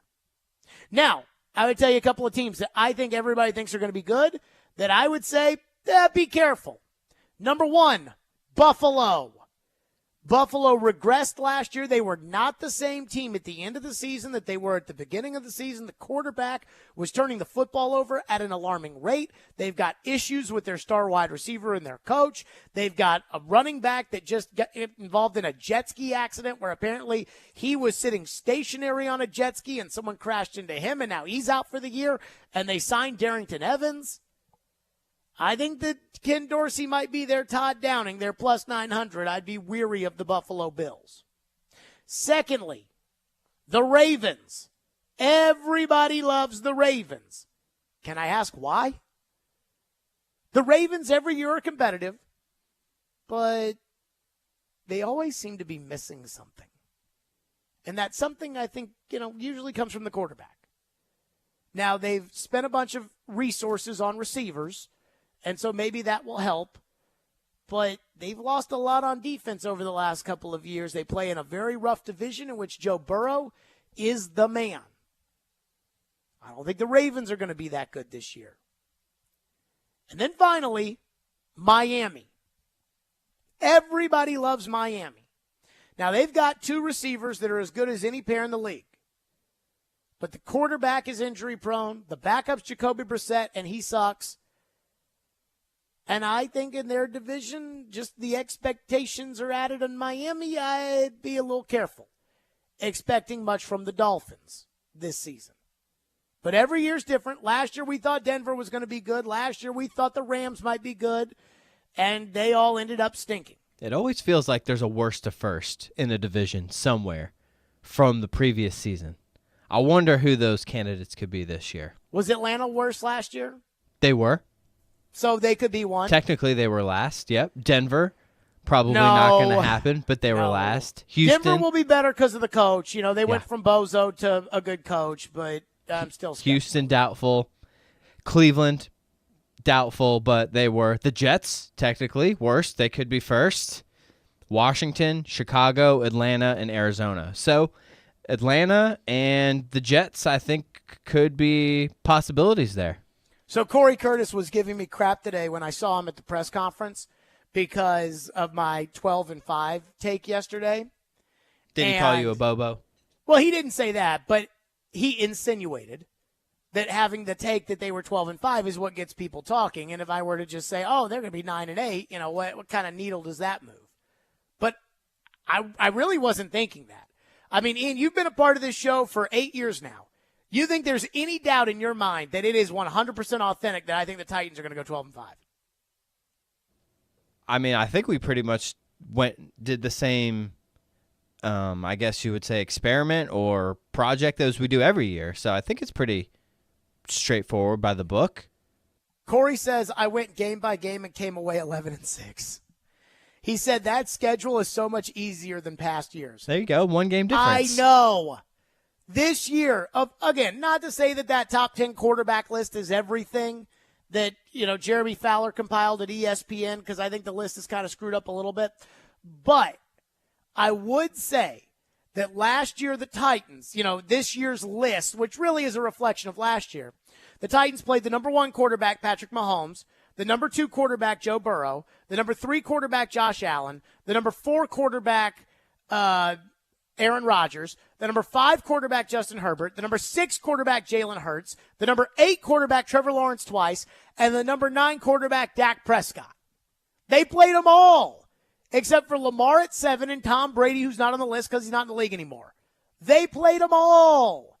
This year, Lawrence twice, Herbert, Burrow, and Lamar. That's it. That's the difference. I mean, it's all rookie quarterbacks. It's all Bryce Young. It's all C.J. Stroud. It's all rookie quarterbacks and Kenny Pickett. And, like, again, it's just not the same. Indy Ben texts in and says, surprise, surprise, Jared likes teams that have Titans ties and hates teams that are considered rivals with the Titans, like the Ravens, Texans, and Colts. Again, I say it, homerism at its finest. Ian, what do I want from Indy Ben? You would like to, I don't know, would you call it an apology or just a recognition? Okay, recognition that you were right about Carson Wentz and Matt Ryan. And until I get that, I can't take Indy Ben seriously. I mean, I was scared to death of Andrew Luck, and then he retired. I didn't think Phillip Rivers was bad, and then he retired.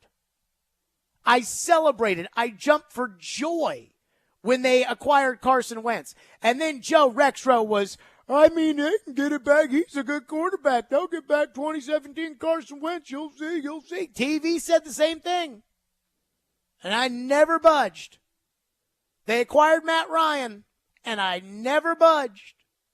Now, I love the Indianapolis quarterback. Now, I don't think it'll be this year. But I think it'll be down the road because I think he's got so much talent. I would have taken him first overall. So to me, I'm just keeping it real, Indy Ben. The reason why I don't think that, if you want to call this homerism, the reason why I'm not a believer in the Ravens, Ian, why am I not a believer in the Ravens? Well, I don't think you believe that Lamar Jackson will be a winning quarterback in the playoffs. Thank you. If it's homerism, I would be telling you that Lamar's the best because he went to my college.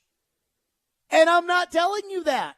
I think the Colts have some issues they might need to worry about with Jonathan Taylor, this whole running back situation. You know, I heard that earlier today, that he's holding out.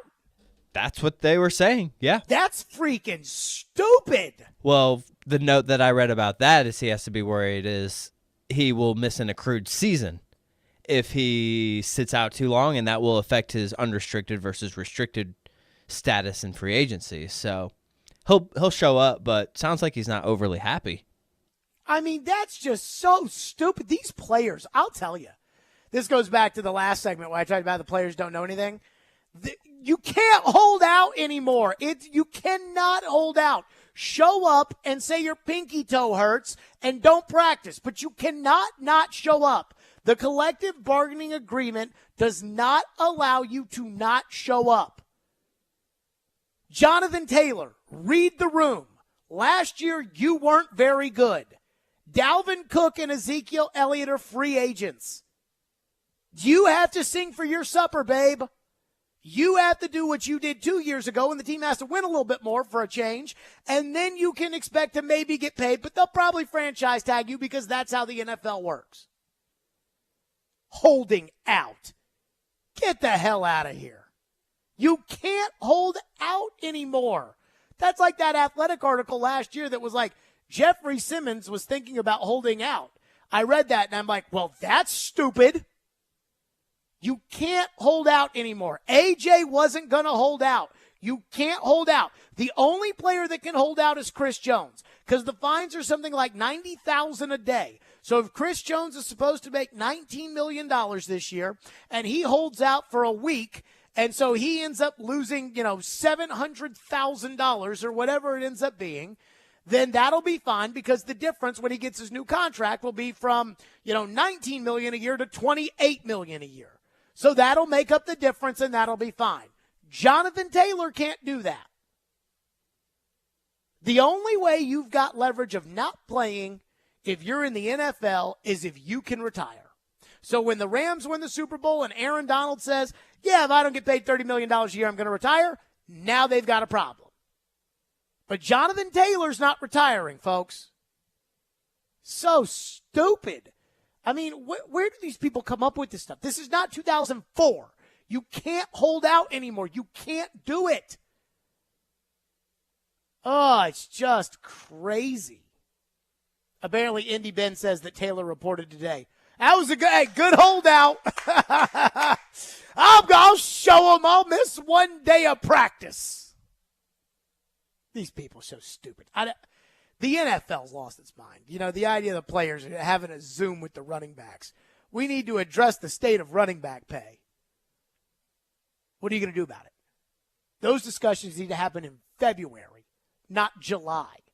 Saquon Barkley didn't screw up today. Saquon Barkley screwed up in March when he let them sign Daniel Jones to an extension. And I don't get how people don't understand that, but who knows? Let's get to more phones. 615-737-1025+. I want us all to take the Will Levis Pledge. I'm going to explain what the Will Levis Pledge is. And, of course, we're going to do that next here on the Stillman and Company program. Hiller Plumbing, Heating, Cooling, and Electrical. It is hot as you know what outside. And Hiller is keeping you chilling all summer long with special deals to keep you relaxed and happy this summer. Tackle those necessary home system replacements this month to take advantage of these deals that include when you purchase select new HVAC systems, you'll get 2 Yeti Trailhead camping chairs, a Yeti Panga 28L waterproof backpack, a Yeti Tundra 75, and 2 Yeti tumblers for free. And get special freebies on all Yeti products with every new whole home generator or tankless water heater purchase. I shouldn't say every, just on some. Stay chilling all summer long. Call Hiller today. Hiller's work is backed by the Happy You'll Be Your Services free guarantee, and I know this because I use Hiller. Hiller offers convenient, quick online booking. Select the appointment time that works for you and get instant confirmation. These deals are only happening for a limited time, so make sure you call now. That's Hiller Plumbing, Heating, Cooling, and Electrical. Proud supporters of the Preds, the Vols, and Vandy. Hiller, call the Happy Face Truck today. All the big plays. And we are done. Vandy 24-21. All the big stories. I'm sure Vandy will be a much better team if Clark Lee is the coach. All in one place.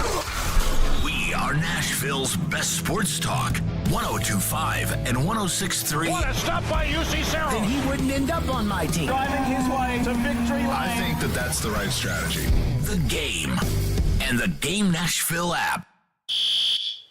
Attention all fire and safety line experts. Middle Tennessee's fastest growing fire protection company is looking for experienced service technicians, designers, and sprinkler system experts like you. Tired of working for a large corporate employer? Work for a company where you're more than just a number. Jarrett Fire Protection is owned and operated by Nashville natives and wants to invite you to grow with their amazing team. Hi, I'm Jason Jarrett, owner of Jarrett Companies. I'm looking to hire experienced sprinkler experts and will offer a sign-on bonus of up to $5,000 for certified professionals. In addition to our great benefits that include a 401k match, PTO, and top pay with annual bonuses, we will also provide you with the top-of-the-line tools, trucks, and equipment that you need to grow your career. Our customer base is large and business is booming with many opportunities for advancement. Give us a call or go online to jarrettfire.com and apply today to become a member of our family and protect our community. That's JARRETT fire.com. Jarrett Companies, where we are above and beyond industry standards.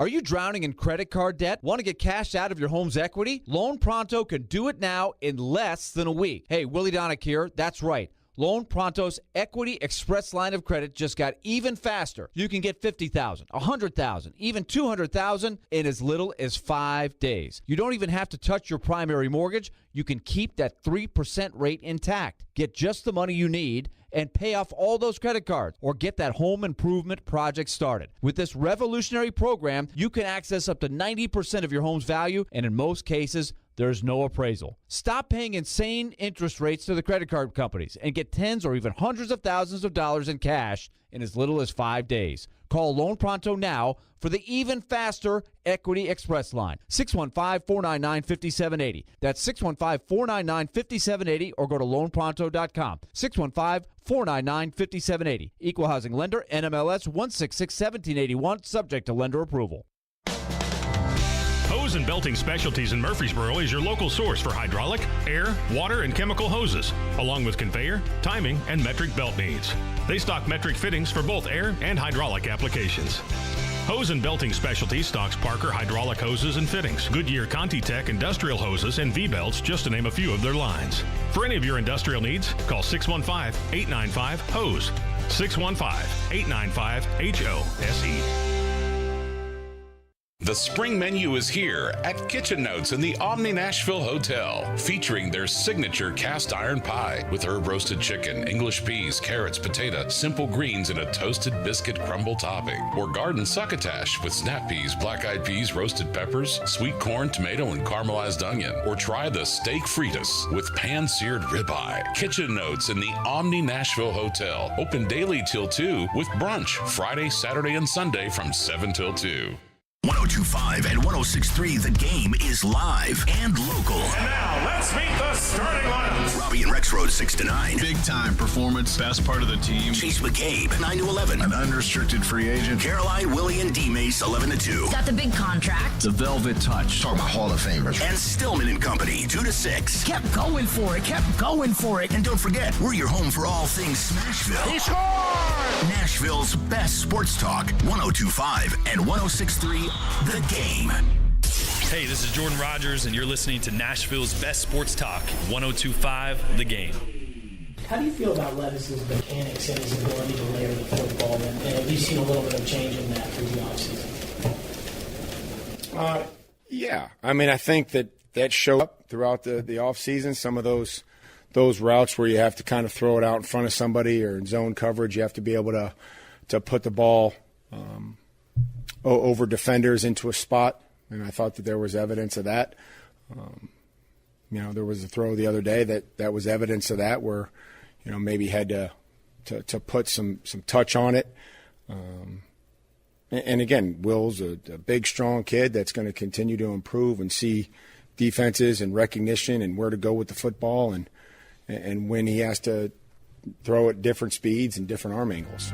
There you go. That was Vrabel talking about Will Levis and some improvements. And it's funny because I asked the question about Will Levis layering the ball, and Vrabel's eyes open like, wasn't expecting Jared Stillman to ask that question, but I just heard Greg McElroy bring it up on our show last week, heard Rick Spielman talk about it, so on and so forth.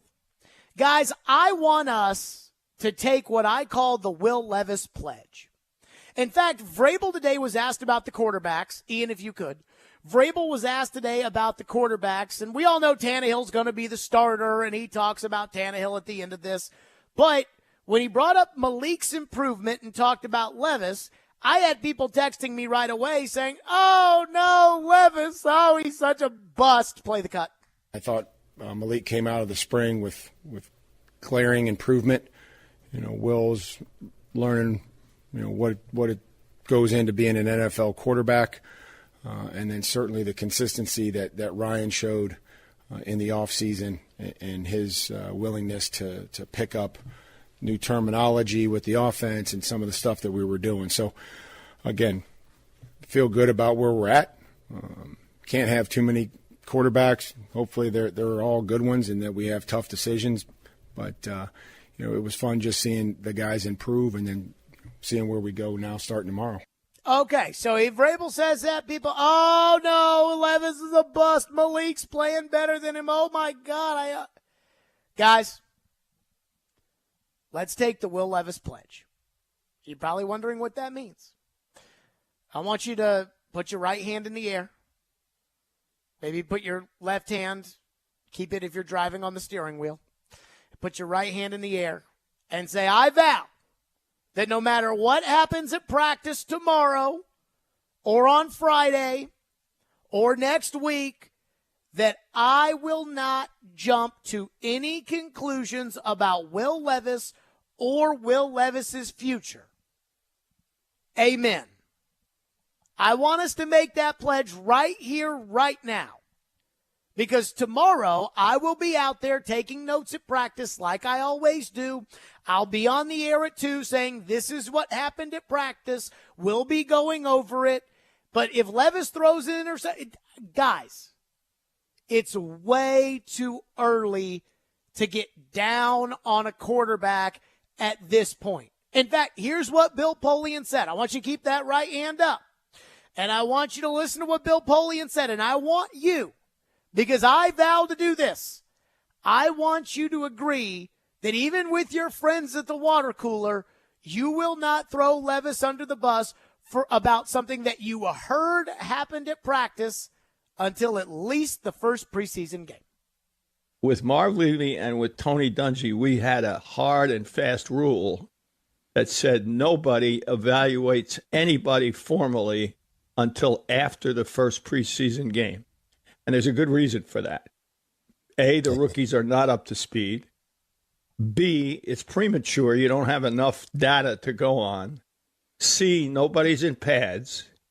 And D, the tempo is not what you're going to use during training camp and certainly not during the regular season. So we would never have any formal meetings to assess people. I discouraged, the coaches from having discussions. Well, this guy's moving ahead of that guy. No, nobody's moved ahead of anybody until we played a game. Okay. Can we agree to that? Is that too much to ask? That's what I am willing to say. Like tomorrow, I'll tell you everything that I'm allowed to tell you that I saw from practice. I expect Malik to be with the number 2s. I expect Will Levis to be with the number 3s.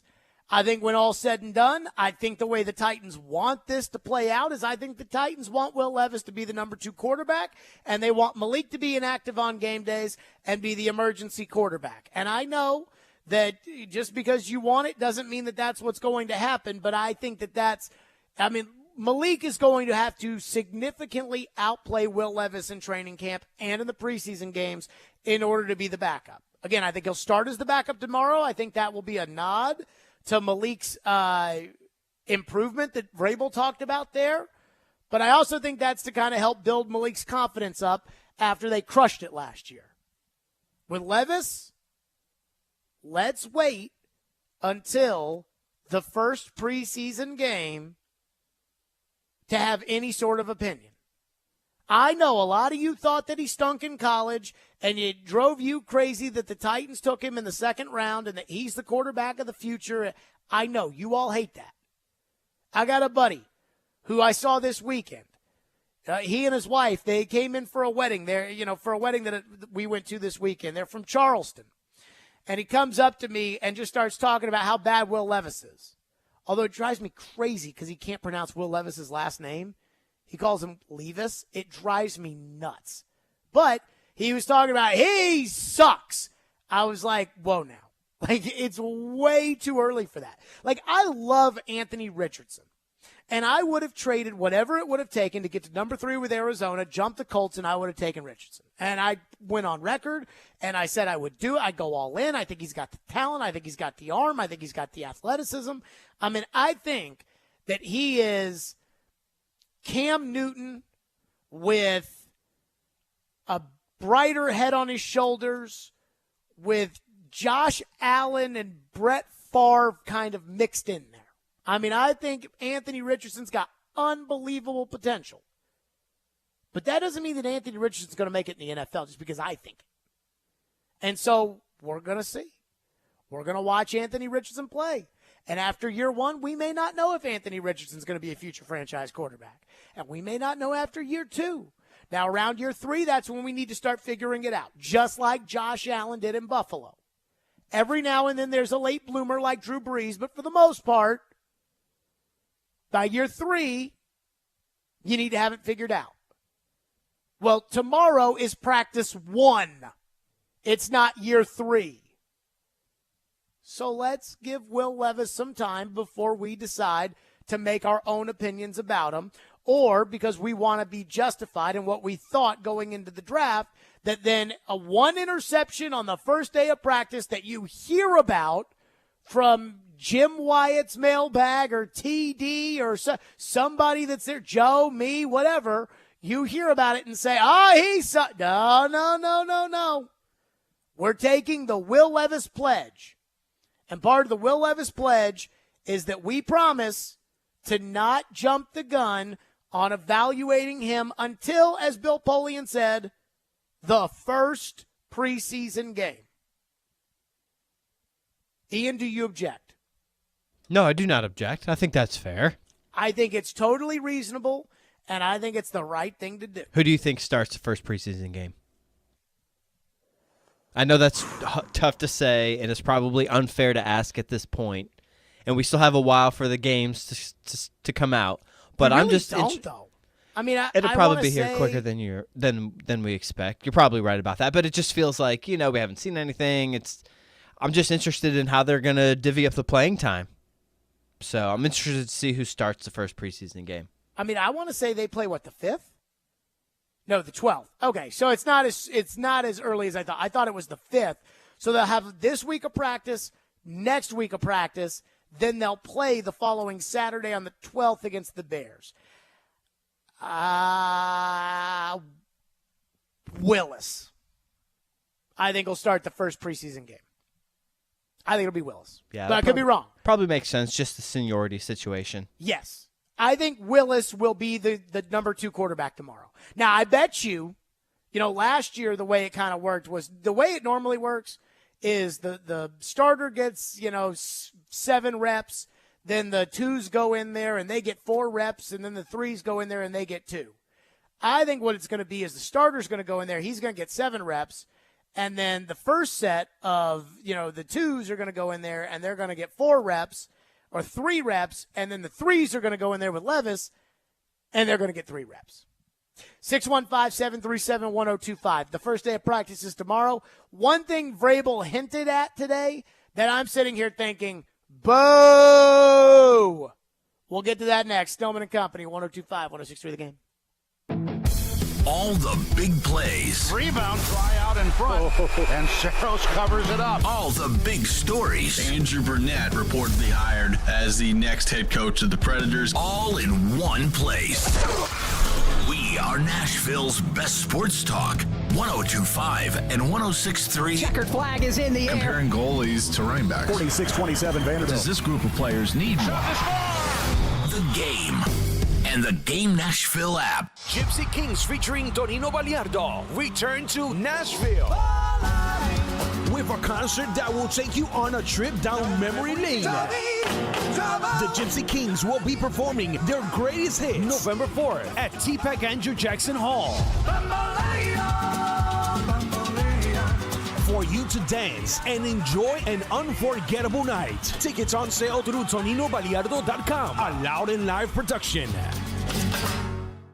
There's nobody on the planet who's as picky when it comes to diamonds as Genesis Diamonds owner Boaz Ramon. I'm very, very selective on the diamond that I pick. Indeed, Boaz will look at 2,000 diamonds on the world market and find maybe 2 or 3 that meet his criteria. What most people don't know, and even jewelers, a diamond has much more than the 4 C's. He has maybe 20 C's. Like the diamond's luster grade or brilliance level, its feathering, its inclusions, its table, its polish, its symmetry, even the diamond's own DNA or X-ray report, which most jewelers don't even know about. I refuse to sell diamonds that don't go through our very, very strict criteria. Which means a Genesis diamond is one she can be proud to wear, with the most sparkle and brilliance and real intrinsic value. This is my goal, to go all over the world and find only the best hand-selected diamond. Genesis Diamonds, setting the highest quality standards in the jewelry business. Green Hills and Cool Springs.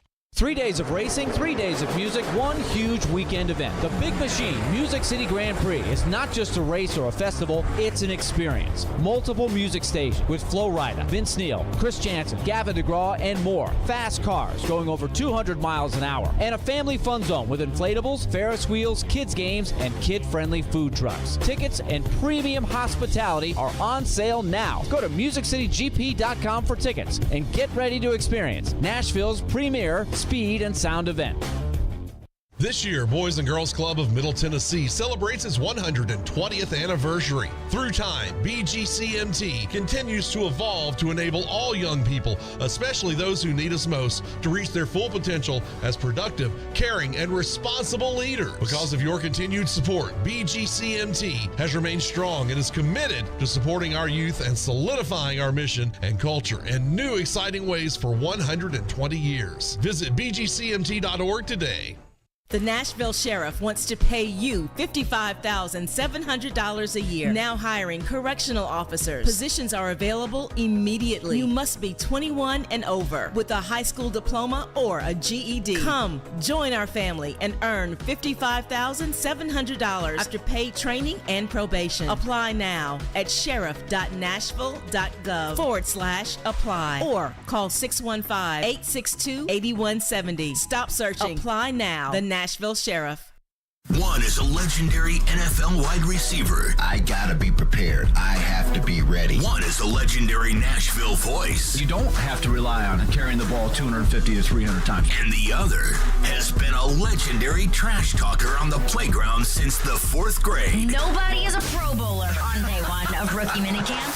They are Caroline, Willie, and D-Mace. Weekdays at 11 on 102.5 and 106.3 The Game and the Game Nashville app. You're listening to Stillman and Company on 102.5 and 106.3 The Game and the Game Nashville app. With DeAndre Hopkins, do you sit down with him and develop a practice plan, or how do you go about managing his reps and everything? Well, everybody, we heard this ad nauseum, but everybody has a plan every day.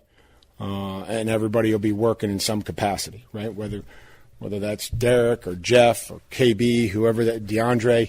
And so I'm not ready just to say this is what the plan is. I think it's dependent on, what it looks like, the amount of work that he gets and the amount of work that he needs and the conditioning that he needs and the relationship with the quarterback. And, but we're obviously he's going to have a plan just like everybody else. There you go. That was Vrabel on DeAndre. Now, Vrabel did say today that DeAndre Hopkins, when he signed, told the Titans, he informed the Titans there was a prior commitment that he already had, and so that he would be missing a couple of days. I don't know how many days that is, But the vibe I got from that is that DeAndre Hopkins is probably not going to practice tomorrow. And I was very, very, very excited about DeAndre's first practice tomorrow. And then when Vrabel said that, I thought to myself, boo! I want to see DeAndre practice tomorrow. And I was kind of excited to come on at 2 o'clock tomorrow and say, all right, here's what DeAndre did. It sounds like, and it feels like, that will have to wait. Sean is up next on Will Levis. Thank you for calling and thank you for waiting. What's up, Sean? Hey, good afternoon. So I cannot believe what I'm hearing. You guys want to judge Will Levis based on his first preseason game when at best he plays against the number 2s, if not number 3s? They just signed Hopkins to a 2-year deal, and Tannehill said he has maybe 2 years left. Will Levis is not playing for the first unless Tannehill gets hurt or sucks, he's not playing. Look at any other, based on that, I mean, you couldn't even judge Peyton Manning based on his first season, never mind his first preseason game. So can we stop with the first preseason game? Let's see how he looks. No. I mean, all we're saying is that there's no judgment. Right? So I guess, the idea, I agree. Thank you for your call. I agree with the premise of, hey, it takes time in this league. Mahomes, I've said this now a couple of times. I watched the tape from the final game in 2017 between the Broncos and the Chiefs. It was a meaningless last week of the season game. The Titans ended up going to Kansas City the next week and beating the Chiefs in the playoffs. Mariota threw the pass to himself.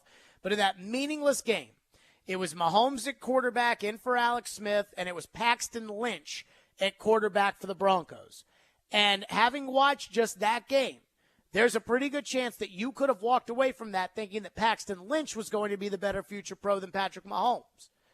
So, yes, it takes time to evaluate these quarterbacks. What I'm saying is that when it comes to everybody that wants to say Levis sucks, don't take it off of one practice. If Levis throws 2 interceptions tomorrow, I don't want to hear, he sucks, he's terrible, Malik's better, what are they doing, why do they pick him? I can't believe it.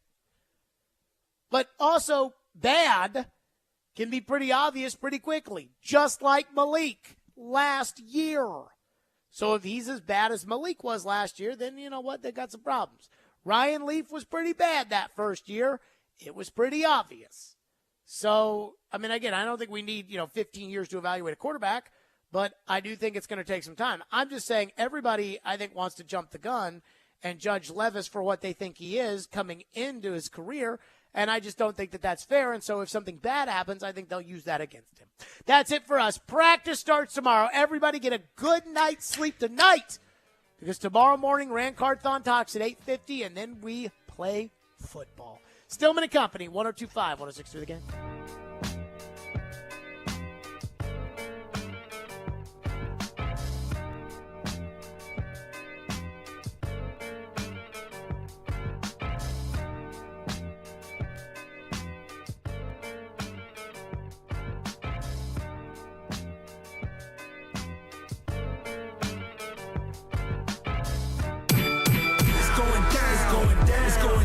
They fight. Jared, you're How do you know, Joe? How do you know? And fight.